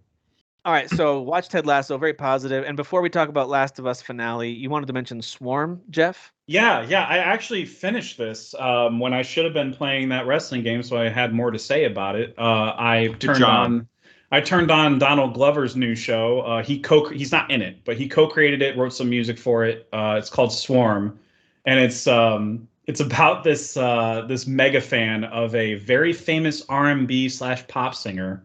And her fans are called the Swarm. If you catch what I'm saying, I get it. It's basically Beyonce and the Hive. That's what it is. Oh, I was thinking Lady Gaga and her little monsters or whatever. No, they call Beyonce's folks the Bayhive or something like that. Oh, I hate that. You just took away a really fun memory of me and my uncle to replace it with that information just now. So thank you. I looked it up. There's a different show called The Swarm from Germany that got all the search results. There's a lot of movies and shows called Swarm. But it came out this year in 2023. It's a sci-fi show called The Swarm from Germany. That's hilarious. This one literally just came out yesterday, last night, like around 8 p.m. on Amazon. And it's 7 episodes. They're all like half hour. And if you like the show Atlanta, which Donald Glover also created, you're going to like this show because it feels like Atlanta in the last 2 seasons did these like side episodes where it's not about the main characters. It's like side stories. And this feels like a side story in the Atlanta universe because it's just tonally, it's very similar. Cinematically, it's similar. The music is just as good. Like the acting is next level. The satire is just weird. And it's biting at times, but like it's unexpected. It's so freaking good, man. I couldn't stop watching. I finished it today. All 7 episodes. The 6th episode is like a crime documentary fake thing where it's like a detective going out interviewing people trying to find the lead character. And they actually use the name Beyonce and say the Hive, but they bleep out Beyonce because they don't want to get the show doesn't want to get sued. I just saw the title whatever stinger or screen or whatever, and the text for a second reminded me of The Quarry. Kind of has that creepy throwback vibe. Some of that. Sometimes the way that they introduce the title is like just horrible writing and it's like crayon and it's interesting. And they actually cast and I feel like they did this deliberately. They brought in Billie Eilish to act. This is like her first time acting. And they brought in Paris Jackson, Michael Jackson's daughter, and she plays somebody that is like acting like she's half black. Because her dad was half black. So like she's like, I'm half black, like Halsey, the singer Halsey. And like everybody on Twitter is like, wow, Halsey's out here catching strays, because she's always called herself half black because her dad is half black, and it's like, that's more like quarter black. You might want to calm down. Black people aren't going to like you for that. Might want to calm down. All right, so Swarm. That one looks cool. That's on Prime, so I'm gonna give that a whirl. And it's definitely like a horror thriller type thing, but there's jokes in it. Like there's some stuff that I really laughed at for sure, especially because the lead character is so off her rocker. She's insane. Well, of course, sadly in a way, because I've really enjoyed having this every week. The Last of Us season 1 on HBO has come to a conclusion with its 9th episode this past week. We'll get into our thoughts on that, but I just wanted to say, like, some of the news out of it that I've thought has been really cool is people already clamoring for the next season. Apparently sales of the second game are going up. Like, people are really interested in what happens next. And so I love seeing that. There's already talk about, casting for major characters for next season. I've seen some really cool suggestions. Actresses I've never heard of for Abby I was like, oh, that'd be a great fit. I don't know who that is, but she'd be great. There's one specifically that has the face, and there's one that has the face and like, kind of the build. Looks like she's really strong, like kind of built like a broad-shouldered. You're gonna have to get a buff girl for this. You have to. Like some people mentioned, like Florence Pugh, who's please don't get a Hollywood actress for this. Too big of a name. Get a no name and like essentially. And also get her a guard unit because people are gonna hate this lady. Like if you guys thought people hated Joffrey, just wait. Oh man! Wait. Yeah. That dude quit acting. She's gonna need to delete her social media for a few years or something. Like, I mean, the poor girl Laura Bailey, who just did her voice in the game, had to I know. Yeah. Exactly. So but, maybe get her like an on-set. Maybe get like an on-set therapist for her. Yeah. I do like Neil's response to him, like, "Hey, what are you gonna do about the backlash from the story of the first game?" He's like, "I don't care. I don't care about them. I don't care about them." Yeah. If anything, that makes for a really good, compelling TV show, right? Like, hey, we're gonna have people talking about it because it's gonna be controversial and upsetting. They also said, at least there was a headline that they're gonna split up part 2 into like at least 2 seasons. Yeah, and that makes me go. It's gonna be the first part of the game and then the second part. That game's literally split into 2 parts. It is, but so it makes sense. They could also afford to not stretch out, but at least show flashbacks. And I'm not meaning to divert from the finale, but they could, because there's so many flashbacks in part 2 of the game, they could just have the flashbacks play out in the season throughout the show. Like they don't even need to do flashbacks because at least the person that plays Ellie looks young enough to, continue playing that role through flashbacks. You can play both for a little bit, yeah. Yeah, I'm sure they're playing around with ideas that they have been playing for a while. They got structure's all going the to be a different big structural ideas for them. I think they're shooting in the fall. I think Bella Ramsey said that. Okay. Yeah. There's in the third act of Last of Us Part 2, Ellie also gets, for a skinny girl, he's pretty jacked. Like she's got some muscles on her as she's. Yeah. So I do wonder if Bella Ramsey's gonna have to put her through the Rock Gym Camp, making some gains. All right. So episode 9, I thought just generally it was just really well done. I mean, it's hard to do a story like this, and they've already knocked it out of the park in so many ways throughout the season. Maybe not the way that everyone, even in this podcast, would have said that's how I would do it. Like if you put me in charge, but they still did a really good job with how they chose to tackle each element, how they split it up. I thought the pacing was good. I mean, I came away feeling like they pretty much recapped the entire story without missing anything major. And that's usually what happens, I think, when you do an adaptation of a much bigger story, especially from a book, but in this case from a video game. People can feel like, man, you really left out so much important stuff. And I just don't get that feeling. By the time this wrapped up, I don't feel like there was, maybe you guys can think of stuff that I can't. There wasn't a whole lot maybe there's a few things, not a whole lot that I was like, man, they really dropped the ball here. And when it wrapped up and the final credits rolled, I was like, man, they really did justice. The only thing I didn't like in the final episode was I wanted better action. I felt like it was rushed. Plus, you got to realize, in the game, you're playing it mainly stealthy, right? Because you're taking on a lot of enemies. And even in this last episode, he fights a lot of enemies, but he's just walking in the line of fire and just not getting shot. So that was the only thing that was bothering me and it's very minor. It didn't I didn't walk away from the show going, well, the entire season is shit or this entire episode's trash. It didn't do that for me. I just wish it would have been executed a little bit better. You didn't even have to make that scene longer. I thought it was going to be longer. I really did. But I just feel like the way they shot it was very, old school 80s, Rambo, grab a gun and just go through shooting without taking any cover or taking any damage. But outside of that, no, they hit all the story beats. They set up season 2 perfectly with the video games. And I agree as far as grading this as a whole season. While I had minor issues with certain things, overall, I thought it was... I mean, it's easily what they said before this release. They said, this is going to be the greatest game adaptation ever. They did say that, yeah. And I know there was jokes like, well, that's a low bar, but even if it was a high bar, they hit it. They did a really good job. It's a really quality show. And again, you can nitpick stuff. I can be, like I said in the last episode about him walking through the halls and not taking cover and stuff like that.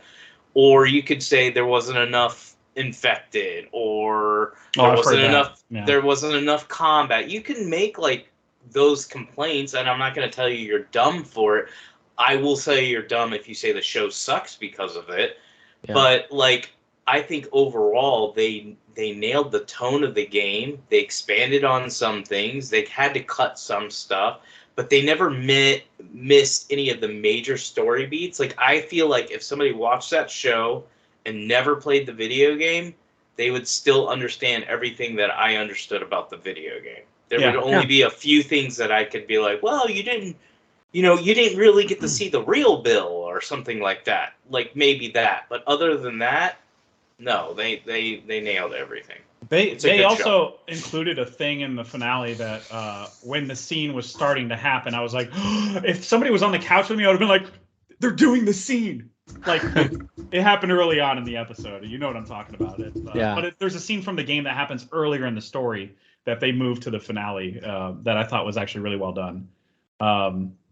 Or did it happen in the same time frame? No, it happened in that same time frame. It was after David because Ellie is in a funk and just can't snap out of it. That's what snaps her out of it. Joel has finally kind of just given into the fact that I love this girl. She's pretty much my daughter now. He's pretty much, and that happens in the game too. And then it's not until that scene. It's not a big spoiler. There's a famous scene with a giraffe in the game that they put in the show. You're right. That's not a huge spoiler. I don't know why I'm dancing around that. It's okay. But so it's not like a major, but it's just a very sweet scene. And I thought they encapsulated what made it special in the game. I thought they really nailed it in the show. I thought they did a good job with that. Mm-hmm. I agree. That felt really straight from the game, Yeah, that was a great scene. And then the fact that Patrol caught them off guard. The way that they shot Patrol coming up on them, in the background, and they're out of focus. Because they were still chatting it up. Brilliant filmmaking. And Joel had just said one of the most moving lines in the whole thing when she said, I guess time heals all wounds, and he said it wasn't time. And he's just looking at it. Yeah, that one got me. And I was like, dang, what a good line. How well written that was. And then the look of on her face too, because she understands what he's saying immediately. Yeah. It was just so understated, but so well done. There's a lot in the writing that's more understood or implied things, kind of like her Ellie saying okay. I mean, it's in the game too, but her saying okay is not just her saying okay. It's her going, "You're a liar." Yeah, and I'm gonna have to be with you. I'm choosing to go along with this, but exactly. I'm gonna this person needs to lie to me and have me in their life more than they need to tell me the truth. So did you guys feel like they did a better, worse, or same job in Joel's motivation to do what he did at the end? And did the impact of what he was doing actually hit you in the show any more or less? My thing is that I thought all of it was there and everything like that, but it's interesting because us gamers, when we played the game, it wasn't a cliffhanger, it was an ending. But in this, it's a cliffhanger. So people, I don't feel like people, not us, but people who are watching the story for the first time, get the same finality, that the first game gives you, because everyone knew there was going to be a second season. So whenever, Ellie does give her okay at the end, and like they go, and like even Neil Druckmann at the time, like, we're not making more games, like that was it. It felt like such a bittersweet ending. Like yeah, and just there was a lot of weight to that where you're just like, oh my god, are they ever like, is that a happily ever after? That obviously they're not walking into the sunset happy or anything like that. But now we have a second season, everyone knows that. So I'm wondering for a lot of people if they feel, I don't know if they realize that they may have been robbed of some extra weight. Yeah, that's true. But that's not our problem. Because I didn't know about. I mean, I didn't have my finger on the pulse of the industry at all, to the level that I think I do now. I don't know. But when they announced Last of Us Part 2 at E3, whatever year that was, I did not see that coming at all. Was not paying attention to rumors, anything like that. So, I hadn't even played the first game, but I was like as loud and like excited about it just because of how good that teaser was. Mm-hmm. And this whole idea of revisiting the world, and based on everything, like Kyle was my main gaming person at that point, and he was like, telling me how that story is like one of the best stories in gaming and stuff like that. So I was like, well, then that's exciting as hell. They're doing a sequel. We've heard that story before. But like they've done that story. It's just a road. It's just the road and Walking Dead. Who cares? People who love the road and Walking Dead. That's a lot of people. Now there's no surprise, and that is kind of a bummer for but TV works differently. Obviously, it's a different medium. So yeah. I can't, I can't. One thing I think they missed an opportunity, and I mentioned this last week. I was hoping that they would do something to establish the Fireflies a little more as like the humanity of them, and like make us care about them a little bit, which I still don't think they necessarily did outside of the one main Firefly disappeared after episode 2. And it kind of happens like that in the games too. That's what I was saying. This would have been a good opportunity to maybe add some layers of that, and they just still didn't, which is not a criticism. That's exactly it, Kyle. Like when I played the game, I remember going through there, and because I had already killed so many, humans and clickers throughout that entire game, doing that at the end.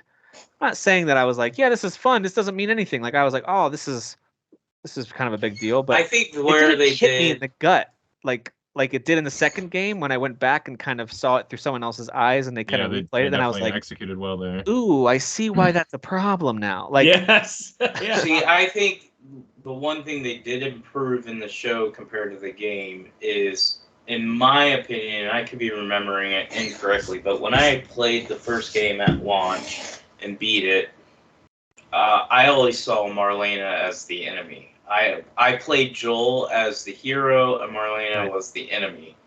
Them having the flashback scene in the beginning of this episode, good point, to show you that Marlena actually loves Ellie and cares about her just as much as you do, Joel.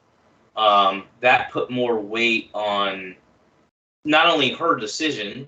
So you're really getting now two characters that care about this one individual about the same. I'm not going to say it's the exact same, but about the same. And one's willing to try to save humanity while the other one is more selfish. Whereas you didn't really feel that in the game. Only thing you felt is the question was, is Joel just selfish for what he did? And that's it. Not just that Marlena isn't she really isn't a villain. She's actually not a bad person at all. Yeah, as I listened to her explanation, and I don't know if they plucked that dialogue from the game directly, but when she explained what they plan to do, I was more accepting of the science behind that. And when she was like, in the show, she was a little sympathetic. But in the show, she's more sympathetic. In the game, she's more cold. She's like, yeah.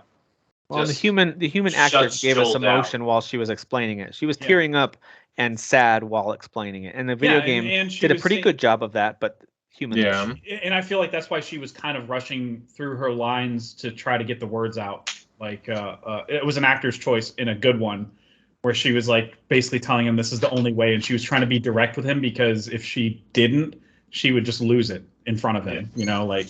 Yeah, I definitely felt that in the performance. There was a lot of weight there. And I felt there was a lot of weight in Joel's scene where it just like music took over, and it didn't feel like It went muted, right? And you could only hear the very muted Well, sound. and every like time he John killed McClane someone, in you Die saw Hard. a bullet hit the ground. Like it would zoom in. So like you actually got a body count for every person he killed because you would see the bullet hit the ground, like in a very artistic way that and another thing is that I felt that the weight there was bigger because like as Derek was saying earlier, by the time you get to this moment in the game, you've killed 1,000 dudes and 100 you know what I mean? And in the show, he's killed like 12 people outside of that one situation in the city, you know, where obviously maybe killed like 12 in that city alone. But like you didn't see Joel kill you didn't see kill Joel like 1,000 people in the show. So when he kills like 40 people at the end of this episode, it's kind of wild. You're like, what? All right. And cool, the fact that he's doing it so coldly and like almost nonchalantly, he's like his a mind is soldier made who up, has a mission, and yes, exactly, and his mind is made up, and he's numb to the pain that he's causing other people in that path. You almost like, everything's just, like you said, everything's muted, so it's like he's disassociated from. Even that line, the way that he says the line to Marlene at the end. Ooh, that's cool. I was like, dude, he is just dead. Yeah, that was a good line. Though. Yeah, he delivered that line real well. I love when he walked over to her and he's like, "You'll just keep coming after." Yeah, it almost sounded a little robotic and like deliberate. Again, I'm not saying anything negative. Yeah, and like because he knew he had to pull the trigger and like just to see her flop over dead, like it was just like, dude, this guy's morally speaking. He's gone. There's another not artistic, but another really well edited scene where he's trying to tell Ellie what happened. Like it's interrupted by the shot that he delivers, and like the story stops and the flashback kicks back in. I love that part. Shot. Yeah, and it's just really well edited, you know. And so his story hesitates as he's remembering what he just did. And like, you know, he almost like chokes on his own like words and lie and story and stuff like that. It's just really well edited. I pointed this out. I might have been in a separate chat with Kyle, but I pointed out like how he paused for a minute in the elevator, and it almost felt like it was a moment of him going, "What am I doing? Am I going to do this for real?" And then as soon as he exited the elevator, he didn't ever doubt himself or step back or look back. Nothing. It was just he's committed to this. Because there was a brief moment of silence. Do you remember that part where he's like in the elevator and he's waiting for it? And it's like he looks to the side like he hesitates for a second. And I'm like, that's his humanity coming in. And then it disappears the minute he exits the elevator. He chooses no. Pedro is just doing so much acting with his face. It's just it's quality, man. This is quality stuff, this show. Yeah, I think they just did a good job start to finish on it. I overall really liked the way they did it. And you're right, Derek, that's a good reminder that the connection they gave specifically Marlene to, by the way, Ashley Johnson making an appearance. She's awesome. She was great. That was great. It was so interesting hearing Ellie's voice groan while fighting a clicker or a runner. I thought that too, Kyle. Yeah. Yeah, I was like, oh my God, it's like a video game scene, you know, because she just sounded just like Ellie, you know. Yeah, exactly. So I thought that was really cool. Yeah, loved it. So I thought that you're right. That connection did add weight, at least to that final encounter. I still felt like it was basically soldier v soldier in the hospital. Like it didn't have the impact. Jeff, you mentioned last week, like almost like a mass shooting, like the terror and the horror of it. It didn't have that vibe to me. It was like a soldier who just happens to be better than all these other soldiers. That's how it felt. And I mean, of course, it is, but I did feel that the soldiers in the hospital were caught off guard, and that's why they weren't getting many shots off on them. You know, absolutely. I'm just saying, it still felt like armed. It still felt like armed combatants on the battlefield. Did one have an advantage? It felt very military to me too, Tim. Yeah. Especially with the shots, with like it felt like a GoPro was like attached to the front of the barrel, shooting back at Joel. You know, a lot of those type of shots. You know, so you're just like really in it and personal with the scene. Yeah. Really, really great choices made. A lot of lingering on dead bodies after he shoots them. It kind of personalizes that that's a human being, you know? Even the doctor, then you saw his brains, and it's like, Jesus. Like, oh my God, man. Neil and I forget the guy's name, the Chernobyl guy. They said that they wanted every death to feel like at no point were you supposed to ever forget that these were humans. Which the game kind of does a good job too. When you're choking out people and they're grabbing at you, especially in the second game when they're always like, Bruce, where are you? Bruce, where'd you go? Did you kill my dog, you bitch? It gets a little too real, and the show I think captures on that at the best that it can without like diving too much into video gaminess. Right. So before we close out with headlines, we have a lot of them, so it's not like we're closing the show soon. But before we do that, predictions for how they will split up the story of the second game. Derek, what do you think? What do you think is going to be? I just think they're going to split the game. They'll find a spot to kind of like the way they split it in the game. There's Okay. there's a clear split at the theater in the game. Yes. That's a And they'll great do split it. too. Yeah. I It's would. like you're That's at what I would. gunpoint and it cuts. It's so That's good. what I would want, but what I think they're gonna do, They'll change and I it won't. up a I'm not little gonna spoil anything here, just in case people haven't played the second game or whatever. But like, what I think they're gonna do is the moment that everyone hates, that's gonna be the end of the first season. Oh, okay. That could be. That would make Like sense. that because the problem with to- cutting it after the theater like the is weapon coming down and then like it's credits. because Yeah, after the exactly, theater, yeah. it's almost just like you're getting a act 3 basically. Like that's most of the game and story is behind you by the time you get to that theater moment. Mm-hmm, But yeah, that's true. But you have go to to the see West like Coast. I mean, Abby went through an even worse hell than Ellie. So ever yeah, did. maybe they could open up the like- West Coast storyline, right, and really dig into that more because we Yeah. kind of had a time jump there, right, at the very Right. end of the second game. So there could be that. There could be that. I'm predicting that they are going to show us the stuff that happened in flashbacks, with the exception being the final flashback from part 2 of the game, because that is so much more meaningful with Ellie being where she's at. Yeah, and then her reliving that. Started my third playthrough of the second game, but I Mhm. think I'm going to. I don't know when I will, but I By the want way, to jump into it soon. How great is that opening where he's telling Tommy about, like that opening is so great, where he's telling Tommy about the truth of what happened. At And the like, beginning of the game. yeah, and I'm like, yeah, make that the beginning of the episode, season 2. But at the same time, I'm like, but you have all these flashbacks, like them going to that space museum, and like, I don't know, man. I really think they could do the flashbacks as like episodes and just have clickers be threats, or maybe they encounter wolves along the way, or that whistling group sometimes. They don't have to be introduced right when Ellie's on a warpath. They don't have to be. So that's true. I mean, I would think, like, I would want them to stick to how they did the game because I know.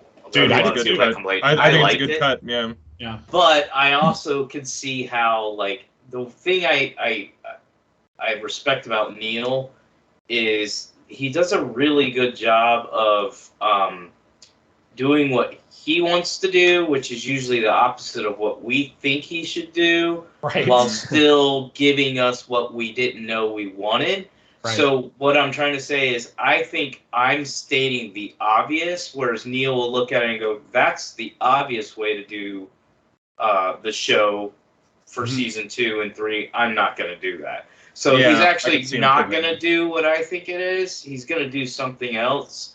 But for me, that's what I think they should do. I'm also looking forward to what other ideas that Craig Mazlin has, because that guy's a brilliant storyteller in his own right. And I loved their story they told about how when he went to Neil about the character of Sam, with Henry and Sam, and he said, I think we should make him deaf, and here's why. And I remember that according to them, Neil's response to him was, "You MFer."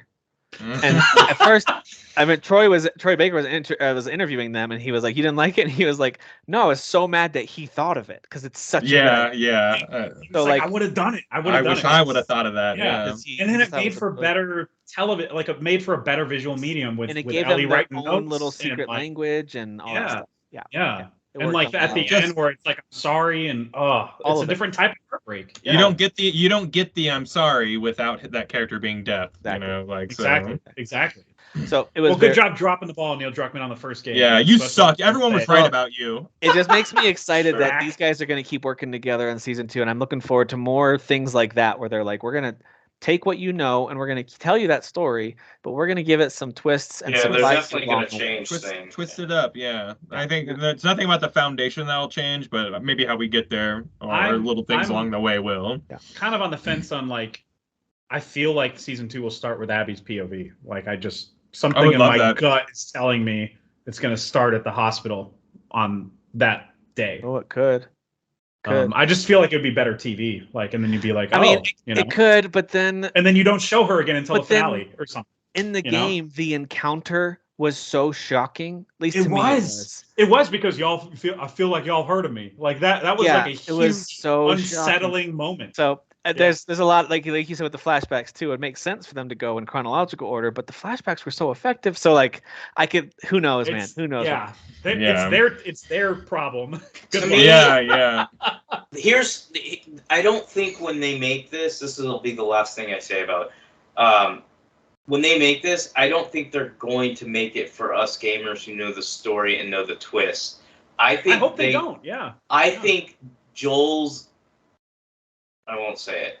Joel's scene in The Last of Us 2, Part 2, I think that has to be like the big twist of season 1. So if they're going to drop it at the end, that means you got Joel, the whole time. But that's pretty early in the game. So that's a lot of that's what I'm saying. They would have to do a lot of flashbacks. They would have to twist and change things.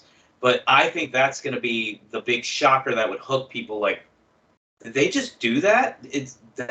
And they're connected, and they're this, and they're that. Like, to me, that was why I love Part 2, is I love the storytelling. I know a lot of people complained about stuff about that game, but I liked it because it wasn't what I would have done. That's not what I would have thought of at all. And they did the Game of Thrones thing, and I was like, as much as I love that person, that's amazing. That's an amazing storytelling. It's good writing, and everyone who doesn't think it is, I think they missed the point, of what that's supposed to make you feel.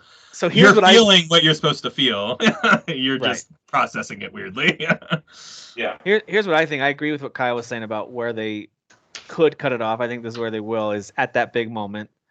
I think that's it'll build up to that. And then I think season 3, as we're all waiting for the aftermath of that or what happened or whatever, I do think that's where we get a new point of view and are forced to. I could be wrong, man. You think they're gonna Glenn it with the walking? With Negan? Remember with Negan? Negan? Yeah, Yes. where he hit the cameraman and you didn't know who he hit, and you're like, okay, gotta wait a year now. There won't be like a mystery like that. You'll know who. Yeah, but I think you'll know that.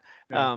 But I don't think, I could be totally wrong. They might try to build up that character in second season, but I feel like in the third is really going to be that person's story, and then they're going to that seems right. Combine them together at the end of the season. There's a lot of history that they didn't show between Abby and other characters that she interacted with. So I mean, it's entirely possible they flesh out more before the scene. Who knows? Yeah. Now that's risky because you will lose a lot of viewers in season 3 if you do that, because they're going to hate that character. So it depends, man. It depends on how that's the point of the story. I know.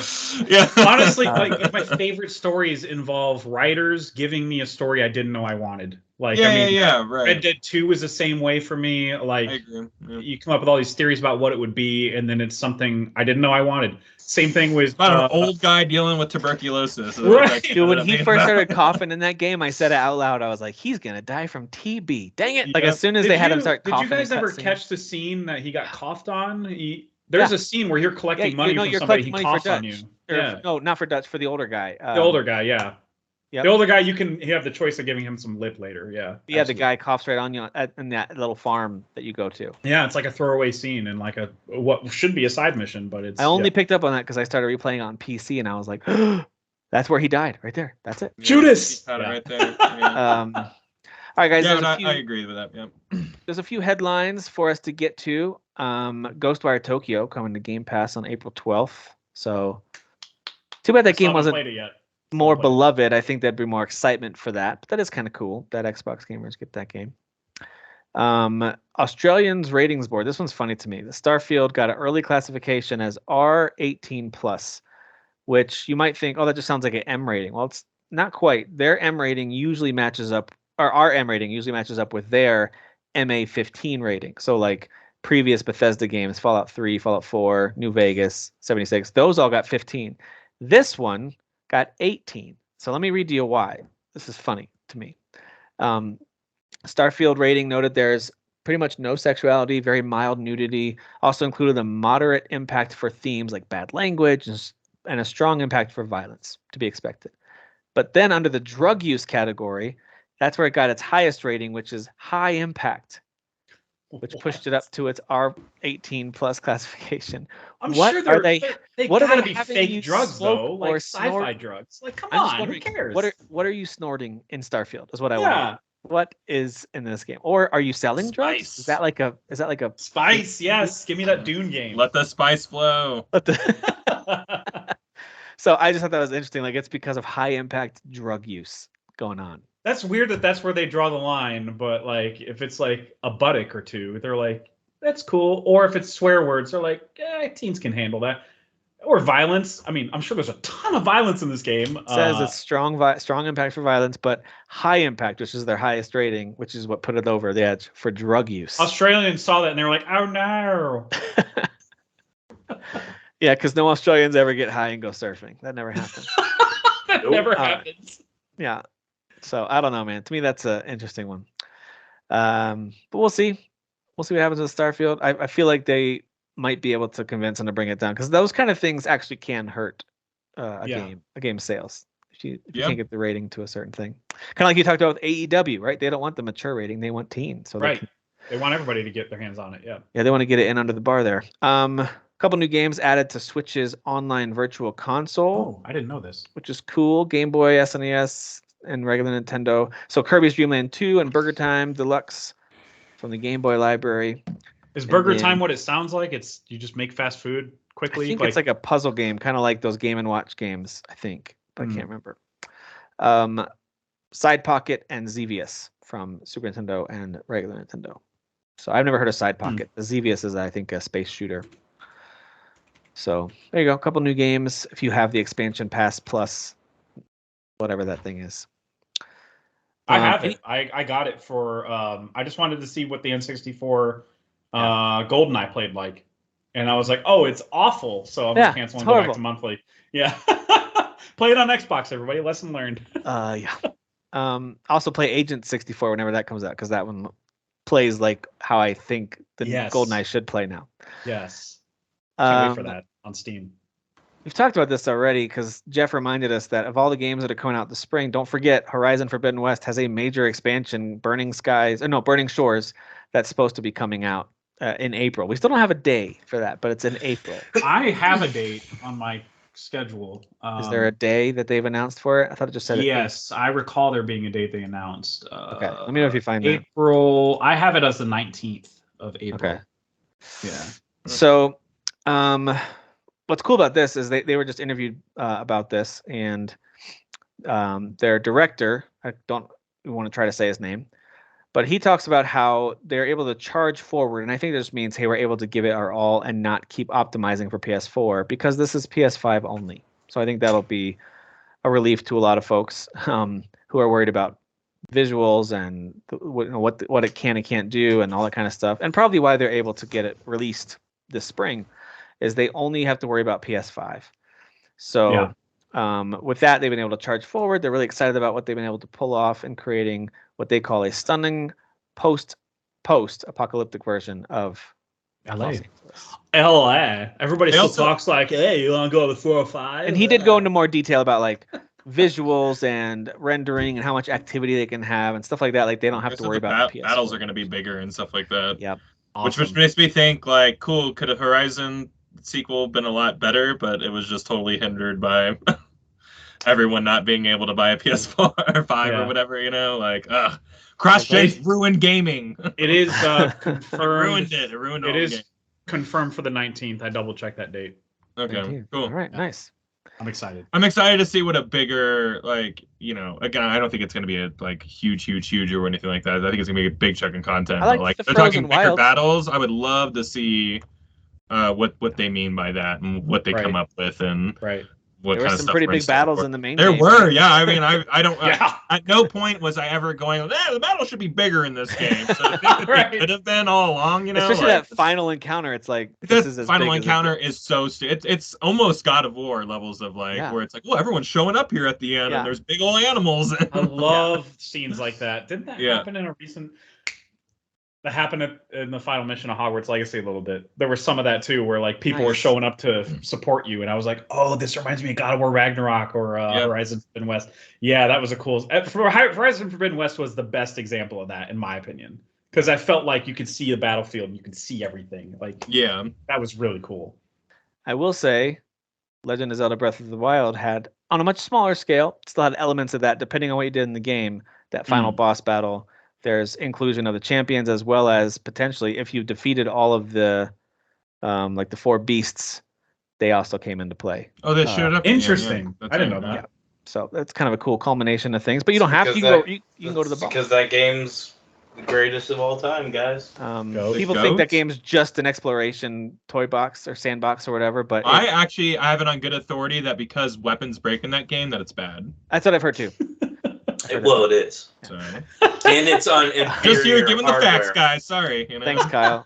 I needed that today. Thank you. Yeah, right. Yeah, and a grip meter. Come on, really? So I love that game. I don't know what I'm doing right now. Yeah, don't stop it. All right. IO Interactive says the next major Hitman game is on a little bit of a hiatus, but they do plan on returning to the franchise. They're just right now focused on their James Bond project. Yeah, you gotta focus on Bond, man. They said today, I think, that the James Bond game is an origin story. That's interesting to me. It's going to be a games as a service game, and there's going to be loot boxes, and we're going to have James Bond and Q and M. Yeah, right. You're going to be Bond, and I'm going to be Bond, and he's going to be Bond, and we're all going to to be Bond. I really hope that Bond is bald and has an American accent, and everyone's just gonna. I don't think Jason's. He's got. it's just a Hitman game. He's got two highballers. That's what I'm saying. It's just 47, but like 007. I mean 47. Wait, it's actually gonna be Jane Bond. Oh boy, don't get me started. Black female. Jane Bond.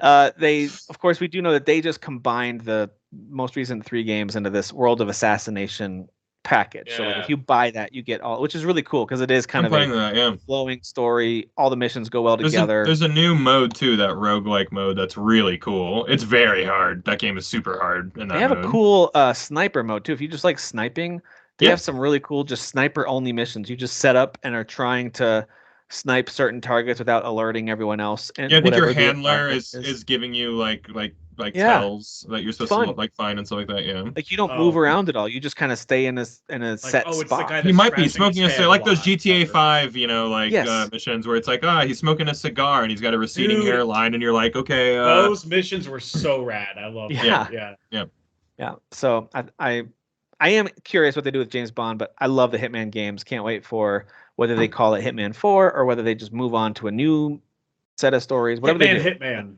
because they've already Hitman. They've already called the reboot Hitman, so they got to call it something else, I guess. Yeah.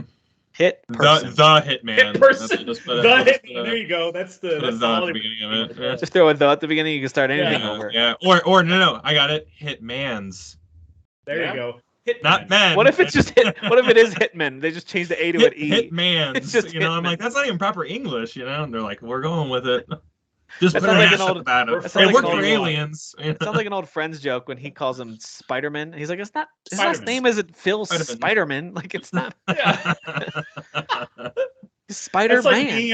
Whenever I want to talk about the movie Shazam, I'm always like Shazam. I want to say it like a radio DJ. I don't know why. Hyperlight Breaker from the team, of course, behind Hyperlight Drifter, as well as Solar Ash. They dropped a gameplay trailer for Hyperlight Breaker, which is their sequel to that very heralded indie game that kind of launched that studio.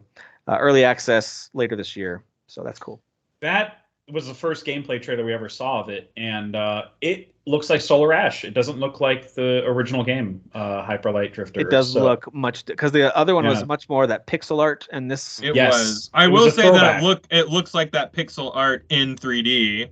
I will say they share a lot of like thematic coloring and stuff like that. But it's a blend of the 2 games they've already done. It looks way more like their new one, Solar Ash, even in its traversal and stuff like that. Solar Ash had a little more of a paintbrush as opposed to pixels. I don't know. It did. I will say Hyperlight Breaker, at least in that footage that we saw, looks a little bit more colorful than Solar Ash. A little bit. Because Hyperlight is definitely like a colorful I guess it's a franchise now. But it's like definitely a colorful thing. It's like a palette. It's got a specific palette to it. But yeah, the fact that they did that type of style of game, I was like, oh, well, I'm 100% going to play. Solar Ash was one of my favorites of that year, dude. That game I remember you loved that one. Yeah. Yep. Especially the boss fights, which is basically just Colossus fights. It was awesome. See, and I like Hyper Light Drifter, but it is a Souls-like kind of, and my buddy dragged me through that whole game. So I was like, I like that game, but you streamed that one, I think, right? Yeah, I did. Yeah, I did stream that one. Yeah, yeah. I remember that. I did not. I would not be good at that game on my own, but man, it's a good time co-op. I wonder if co-op will come back for this game. I think. I hope so. I didn't know that game was co-op. That's cool. Yeah, it's pretty rad co-op. Yeah. Well, good luck to the Horizon DLC selling any copies, because the day before it releases, Disney Speedstorm hits the markets in early access. Sweet. Oh, well, then my time is accounted for. I'll just cancel my pre-order. Just cancel it. Just cancel it. So if you're not sure what Disney Speedstorm is, it is a Mario Kart knockoff with all Disney characters, and it does actually look kind of fun. I saw like when it was revealed, I was like, that does look pretty cool. Haven't they done that before though? I feel like Disney has. Oh, maybe. I think they had a kart game. I feel like they have too. I think they did, but it was like Pixar something. It's probably Pixar. I remember. I know they have Cars games, but was it Pixcar? Pixar. Pixar. Well, Disney Speedstorm is you have to pay money for these packs to get early access. But if you want to wait it out later this year, they do have a free to play. This game is meant to be free to play. Yeah. It's multiverses. It's the multiverses model. You guys were joking earlier about games of service with James Bond. Like, this is as games of service as it gets. And yes. You know what's funny is Disney Speedstorm is announced, and they're just straightforward telling you this is a game of service, and you got $30, $50, $70 launch packs you can get with all these coins and tokens and stars or whatever their things are that you have to use in-game currency. That some of it you can earn, but some of it you have to buy. Right? It's very much in that vein, and no one's mad about it. Like, I don't see anybody whining about this Disney Racer being a game of service. It's only games that they expect to be something. They have it in their heads like this is what it should be, and then they get really mad if someone's leaning into this. So it's really interesting to me. I don't know. Multiverse was the same way. People were like, "Oh, I really like this." I'm like, "This is a games as a service game, guys. Like, y'all, this is the thing that y'all hate." Well, unfortunately, like, no, you have to play as like 2 characters for like 18 rounds before you get anything good. Yeah. Or you can just buy your way into everybody. Exactly. You know what you I mean? have to buy your way. That's literally a game of service. That's what it exactly. is. You're being duped, with guys. new character packs every 3 months. Just because they're familiar characters and it is cute and cartoony doesn't mean it's not. There was a Mickey Speedway. Oh, that sounds familiar. Was that on Wii? That's right. That sounds so familiar. It's from like 2000. Wow. Walt Disney World Quest Magical Racing Tour. So they've had plenty of games back in the day. Yeah, this one just has. It definitely looks much more like Mario Kart. I'm not saying it plays as well or will look as good, but it did look pretty decent. I'm not gonna lie. The quick gameplay I just saw, I thought it looked pretty good. Very pretty, very smooth. Like, I might actually try it. I've always been a huge fan of those Sonic All-Star Racing or Sega. Oh, I like the Sonic. I think those games are one of my favorite kart racers. Was really good. Diddy Kong Racing is one of the best. Diddy Kong Racing is one of my favorite kart racers ever. So and good. And then they introduced the idea of planes and boats and stuff. Oh. Yeah. And you like transform. Sonic like did the same things. Sonic started out as just a kart racer, and then it started bringing in the ability to fly. And then you had all the Sega characters that came in. Like, it's just cool. I really like that franchise. I like kart racers. They're fun. Yeah. So that launches on April 18th. You can get early access to it, but you have to buy one of the packs. Then there's they didn't say when the free-to-play version launches, but yeah, if you want access to it in April, check it out then. But I would say go check out the trailer. For a free-to-play kart racer with Disney characters that most of us would probably like kind of chuckle and like shrug off. It looks pretty good. It looks I don't know fun. If it's good. Yeah, I like the gameplay. I mean, yeah. But I've got Mario Kart 8 with 100 gazillion packs. Yeah, I have so many packs that I haven't played yet. I know. I'm with you. Yeah, I'm actually about to buy all the packs because I want to start playing Mario Kart again. So many tracks, dude. It's worth it. We mentioned. So why don't we do our next week podcast with us all playing Mario Kart while we're playing? We're all playing in podcast. We're gonna be like great podcast material. Oh man, like there's gonna be a lot of that. I got a red shell after me. Oh god. People love it. I hate you. But we won't actually share the screen. We're just playing it. Like we're not trying to like stream it or anything. All you hear is no one actually sees us playing. They just hear us yell. Oh man! It keeps on giving me coins. How many I don't want another banana. Yeah. All right. Ranking at the end of the circuit, dude. We talked about Hogwarts Legacy earlier, and thanks to Video Games Chronicle, which I think is an awesome website, highly recommend it. That they usually have updates on UK sales. Now, I'm not suggesting that UK sales always reflect what's happening in USA or the rest of the world, but it's still significant kind of benchmarks to look at. And so Hogwarts Legacy has now surpassed, I think as of today, it surpassed not only Elden Ring earlier this week, but I think it just passed Lego Star Wars Skywalker Saga. Those were both I on didn't realize I was so far up there. yeah, I didn't either. That was Yeah. such a surprise. Wow. in terms of sales from last year. They're looking at last year's Oh, sales. okay. I got you. And so they're looking at the entire scope of sales from 2022 and how does this stack up? And Elden Ring was in 5th place in the UK. Lego Star Wars is in 4th. And then the next three, I believe, I think the top one's FIFA. And then let me look here. Oh, That's a shock. They love their football over there. Yeah, FIFA, Call of Duty, and Grand Theft Auto 5. So kind of like the perennial powerhouses Yeah, that are the makes top sense. 3. And It'd then be like Madden here, basically. And then Lego Star Wars and Elden Ring were kind of like the unique releases that year that sold super well. And Hogwarts is clearly working its way up that list, past that list really for this year. So that's awesome. I mean, so well deserved. And we've talked about this ad nauseum, so I won't dive back into it. But just saying again, I think it's awesome. Wouldn't London and UK have to say good things about Harry Potter? Isn't that like their biggest export? They have to. Harry Potter. That's the thing. I feel like this is rigged a little. No, I'm kidding. It's fine. Good for them. Rigged. Yeah. I will also say, which Kyle pointed out when I shared that stat, that it passed Elden Ring's total sales, that it hasn't even come out on PS4 and Xbox One yet. Yeah, I don't even think we've begun to see the actual numbers for this game. For real. If you're asking me, because I think many people still are on last gen. I know people are buying new gens at like an all-time like record and yada yada, but like hard numbers, I think a lot like majority We're just getting to where PS5s are actually like. In store. If I say I want to buy one now, I can go buy it now.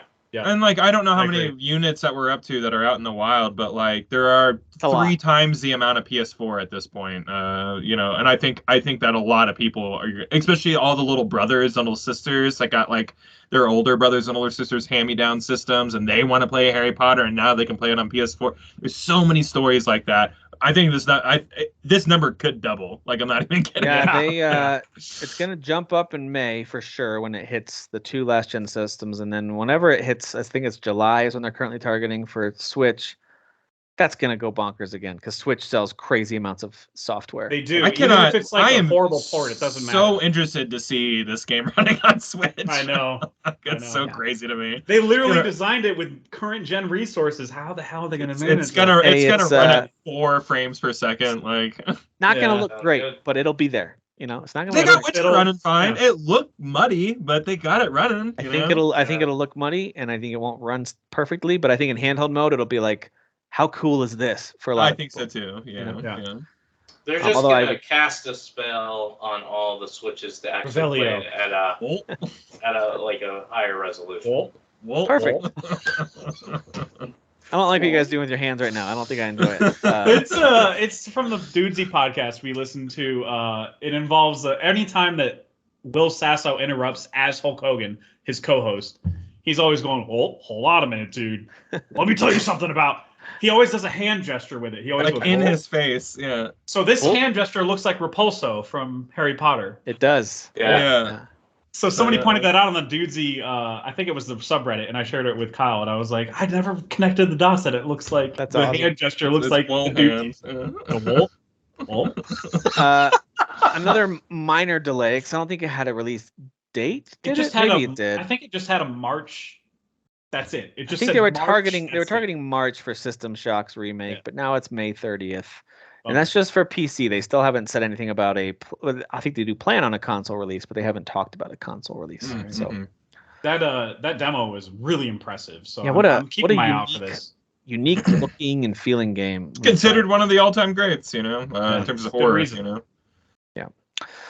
And then lastly, we just wanted to give a shout out to one of the greats in Lance Reddick. What a sad piece of news that he passed away this week. He's only 60 years old. It sounds like it sounds like it was natural causes. It sounds like, I'm going to guess some kind of heart. We don't know, but probably something heart related. That's usually where these things happen, right? Where you don't know there's some undiagnosed heart. I am so obsessed with like in an unhealthy way, in a way that I talk to therapists about, with mortality and stuff. Yeah. That the fact that they're saying natural causes and he was 60 really has me spinning mentally. Like it just. Yeah. You're telling me in 24 years I could just go and it's fine. Like people just be like, "Well, he was fine 60. and expected." Apparently, if it's natural, that's why I'm just like, I really need to hear that he was battling. Yeah, somebody please do a freaking autopsy, please. Yeah. You know, that is scary. It's very sad. It's one of those things where it kind of hits a bunch of different communities because he was not only beloved in the TV and movie space. He's in the upcoming John Wick 4. I looked at his IMDb. He has like 6 or 7 movies that look like they're in post-production. So we will continue to see his face and hear his voice in a few more movies. He's in the White Man Can't Jump remake with. He's in the White Man Can't Jump remake, yeah. With Jack Harlow of all freaking people, yeah. So, so we'll continue to see him in the months to come for sure. Maybe even a couple of years to come. Just depends on these movies' schedules. But sadly, we will not be able to see or hear him again as Silence outside of maybe the DLC. I assume maybe he's in that. I think he did finish that. He mentioned that on Twitter. But that's a huge character. Yeah. What do you even do with that? You know, like I know that there's a lot of Destiny fans as well because doesn't he play? He's in every single expansion, every season. He's in all the Destiny. Yeah. He is. He's also Hellboy in that Hellboy game that was announced. Whoa! I forgot about that. Yeah, he finished that game, but the game's not done. Obviously. But I just wanted to say that for me, at least, his face and voice became so iconic when I finally dove into Fringe, and I started watching Fringe. That show's awesome. And that's where I first was like, "Who is this guy? He's awesome!" Like, I didn't always like his character. His character sometimes was actually against the leads, right? He wasn't always in lockstep with them. And then a lot of times he was though. And anyway, I thought he was awesome. And every time I've seen or heard his voice right away, I'm like, there he is. That's him. That's the guy.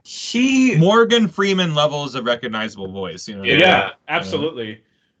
He was, for me, he showed up in Lost. This is why he got the Fringe job. Actually, he showed up in Lost for like only a handful of episodes. I forgot. I remember him from Lost. That's right. But yeah, he showed up as. Remember, he was a recruiter for Charles Whitmore. I do remember that. He would show up in various main character stories and give them push to go to the island, basically. Yes. He was he so wasn't mysterious, a regular. That's right? probably why it didn't stick with me. But I do remember him from that. Now he was in Fringe. He was a he is character. He's the main, like one of the main roles in Fringe. Right. Yes. That's why in Lost I hadn't put that together. But yes, I do remember that. But yeah, I remember seeing him there and going, "Who is this guy? He's so enigmatic and like he's got this very distinct. Hello, how's it going? I'm Lance Reddick." His like, cadence of talking. Yes, no unparalleled. It's so freaking distinct.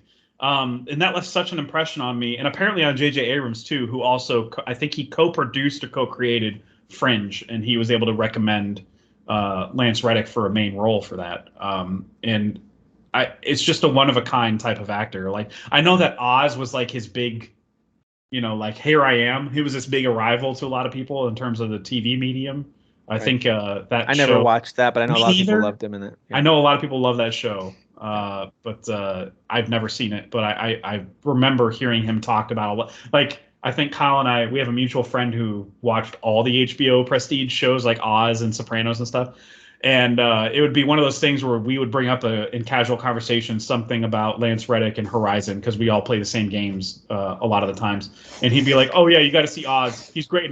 He would just throw out there, "Oh, you got to see him in The Wire. He's great in The Wire too." Yeah. We're like, "Shut! We're never gonna watch this show, dude." Yeah. But like, in The Wire, he's a main character as well.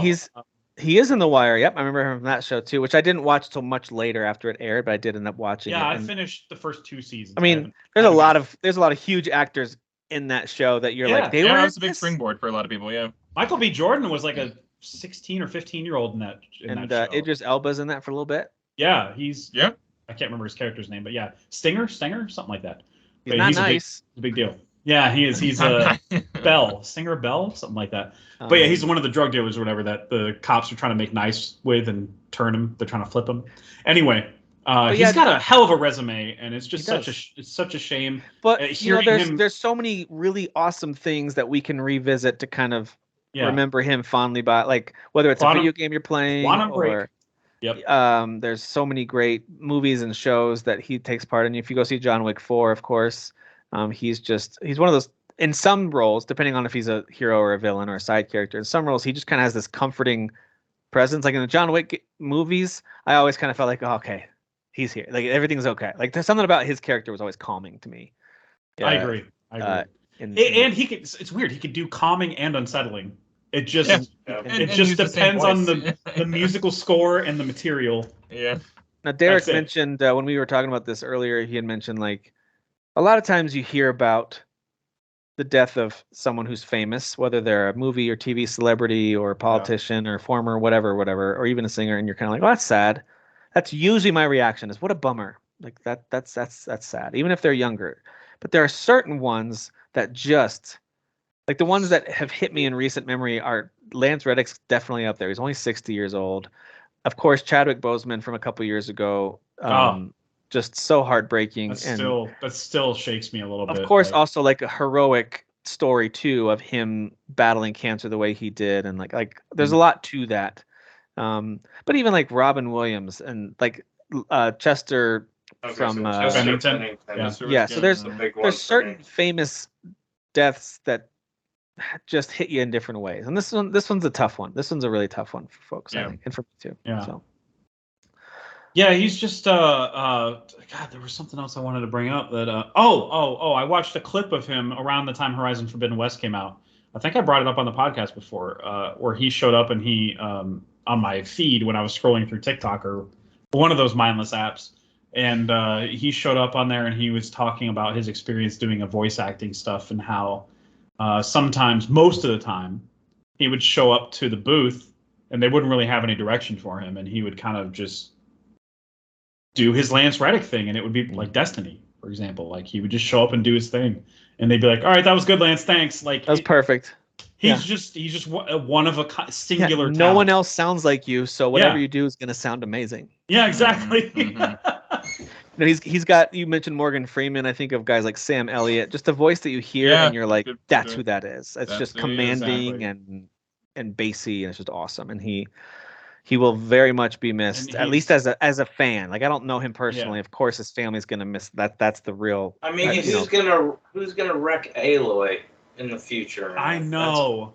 All those lines. They'll get Michael B. Jordan to voice him, and everything will be You've been a little slow. He always, the whole Forbidden West game, he's like, you are so far behind. I'm really disappointed. Like I thought you would have caught up by now. Like that's pretty much the whole thing. Yeah. He played Albert Wesker in the Resident Evil show on Netflix too. Yeah, I think it got canceled though, but I have not yet. Only got one season. I'm actually gonna watch it still. But yeah, he canceled. But yeah, he was one of the main characters. Damn. So, yeah, definitely feeling that one. And so, if you're listening to this too, and for some reason, if you're not familiar with who Lance Reddick is, please go check out his stuff that he's made and acted in. Yeah, man. Primarily Destiny and Quantum Break and the Horizon series, basically. Yeah, as gamers, you got it. Those are great games to play. Anyway, even though I haven't played Quantum Break, you guys have told me it's great. So go check out. So good. Yeah. Absolutely. I think that one's like $8 by the way on the Steam sale right now. Oh man, get it! Absolutely. It's so good. Oh yeah, Quantum Break's worth a play. And Ben Mendelsohn's like the villain, right? Isn't he the main villain? I'm like, how did they get Ben Mendelsohn to do a freaking game? That whole cast is like how did they get all these people? Yeah, I know. They got Bobby the Iceman from X-Men. I don't know how they got him. The most important X-Man. X-Mans. Still better than Pyro. What a dumb character. Anyway, sorry. Maybe you guys liked him. Sorry. I mean, I like him in the comics, not in those movies. In the movies, I was like, such a whiny. Everyone was so whiny in those movies. All it's not even just him. It's like everybody. Like Rogue is stupid in those movies. Like, oh god. Bryan Singer ruined it for everybody. Yeah, good job. He ruined Bryan Singer lives. Let's be real. He did indeed. But mostly anyway, with the X-Men being a bad thing. So yeah, that's how we're wrapping up. It's of course it's sad news. Of course it's sad news, but it's also good to like pause and celebrate the awesome work that he's done over the years, and that's really all you can do when something like this happens. And he's been a good. Just go look up some of his comedy bits too. The guy who did not shy away from any one genre, despite the roles that he tended to be pigeonholed in. He was very. He was game to do comedy stuff too. Yeah, he's a guy who pretty much never looked surprised in any role he was in. He was a guy who always knew what was going on. Right. Pretty much always. So anyway, there you go. But that does wrap up our episode for this week. Thank you guys for checking in, listening, watching, whatever you're doing. Appreciate it. And we'll be back next time to talk a lot of Resident Evil 4. That's really mostly what's on the schedule. There's gonna be other stuff too. There's other new games. There's other things we'll talk about, other shows, I'm sure. Nothing else matters. Oh crap! I forgot to say, hey Tim, based on your recommendation last week, I watched the Jared from Subway thing, and hey everybody, go watch that. It's actually really good and really enlightening. It's a very well made documentary too. Yeah, like they did a good job. I really didn't know the scope of what was happening, so that it's seriously just watch it. It's a lot. It's a lot. Those recordings were very rough. Yes. Yeah. Pretty rough. Oh, one last thing since you mentioned that. I did finish my run through of the Rocky movies, and they do indeed get worse as it goes. So that's what I've heard. I still think the original Rocky, in its context, in the mid 70s, late 70s when that came out. Yeah. I think it still holds up great. It's great. Especially when you think fantastic. of it as a 70s kind of out of nowhere movie, like this underdog story. They do a great job. Rocky 2 retells that story with some different angles, but it's pretty much the same story. It's still a good movie, though. I thought it was a solid movie. 3, it takes until like the third act, or maybe the second act, to get interesting. And I thought 3 was fine. It's a pretty decent movie. 4, kind of not good. 5 was bad. And it's interesting that Drago is the one that most people at least remember from that series, and that's what turned into the most interesting arc in Creed 2. What's funny is he has 2 lines in that movie. He's not even a character. You die. He's more of just the monster in that movie. Yeah. He doesn't really say anything outside of a couple of lines. So, and he wasn't the problem. It was just the movie's pacing and film, the choices. It's very odd. You will kind of be flabbergasted at how well they redeem that character in Creed 2. I can't wait. I'm really looking forward to the Creed. So good. But the 5th movie, I remember seeing people talk about how the 5th movie was touted as being a return to its roots, and it's Rocky back in the streets of Philly, and he's kind of back to being his humble self. And that is true. They reinvent the wheel a bit, because 1 through 4 is all the same story, pretty much, just told in different ways. And 5 is much different about how he's now training someone, and how, and the final fight, for the first time, is not in some internationally televised match against the biggest enemy. It's a much different final confrontation. So I got to give it credit for that.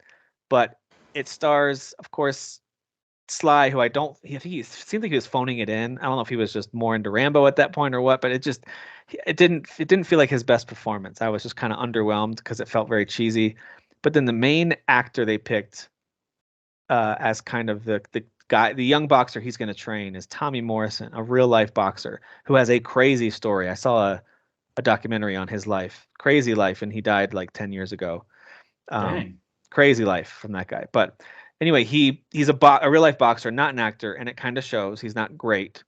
And then Sylvester Stallone's real life son plays his son in the movie, and is also not great. You talked about good actors in Shazam. Some of those kids are actually really good actors, and they're hitting their spots and stuff.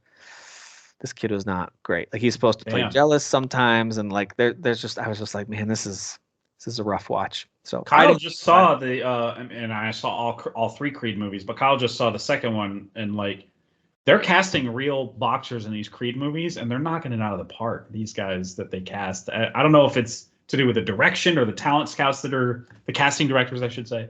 But a lot of it's the writing too. The writing in 5 is very cheesy and on the nose, and there's kind of the main villain really is the promoter of the other side. The people he fights aren't. So it's more about this promoter, this loudmouth promoter who's kind of orchestrating things. He's the puppet master, and he is the cackling. Don King. Very much, and he's very annoying. And that's interesting because there is a Don King in Creed 2 who kind of brings Drago's son into the mix and is why don't we? He's kind of doing this a little bit. Why don't we challenge? There's a 6th Rocky movie, Rocky Balboa. That's the next one I'm that one is good. That one is genuinely I'm looking good. forward to that. I watched the trailer for it, and I was like, oh, Milo's in this from Milo This Is Ventimiglia. Us. Yeah, and from Heroes. So anyway, Peter Petrelli. It's fun. It's fun to go back and watch some of those old movies. I wasn't hate watching them. I just, when they were finished, I was like, those weren't great. The first Rocky's great, second one's good, 3's fine, 4's bad, 5's real bad. So really, the series did this and then this with Creed and Rocky Balboa. It's just which is great, awesome. Which is great. Yeah. Which is how a lot of things are. Yeah. Exactly. And Rocky 5 was made in 1990. Things were so cheesy. Even the song selection just takes a dive in the 5th movie too. I know people like to romanticize the 80s, but the movies during that decade were ass. consistently. Yeah, There's like so- exceptions, yes, but for the most part, it's like. So when I'm done with Jesus. this and I get through the Creed movies, which I'm very excited to watch, I might have to do me a Rambo watch through. Go back and revisit some of those classics. I mean, the first one's one of the best action movies ever made. So yeah. I grew up watching the second one, like that's one we had on VHS, and I remember thinking that was one of the coolest movies I'd ever seen. Doesn't hold up great upon rewatch. No. And the third one's even worse, where they play a game of chicken between a tank and a helicopter at the end. Oh my god. Third one's real bad. Dumb. All right. I promise we're going to sign off now. You guys need to go to bed. Thank you guys for being here. And next week, Resident Evil 4. Looking forward to it. We'll see you guys then. Wiener.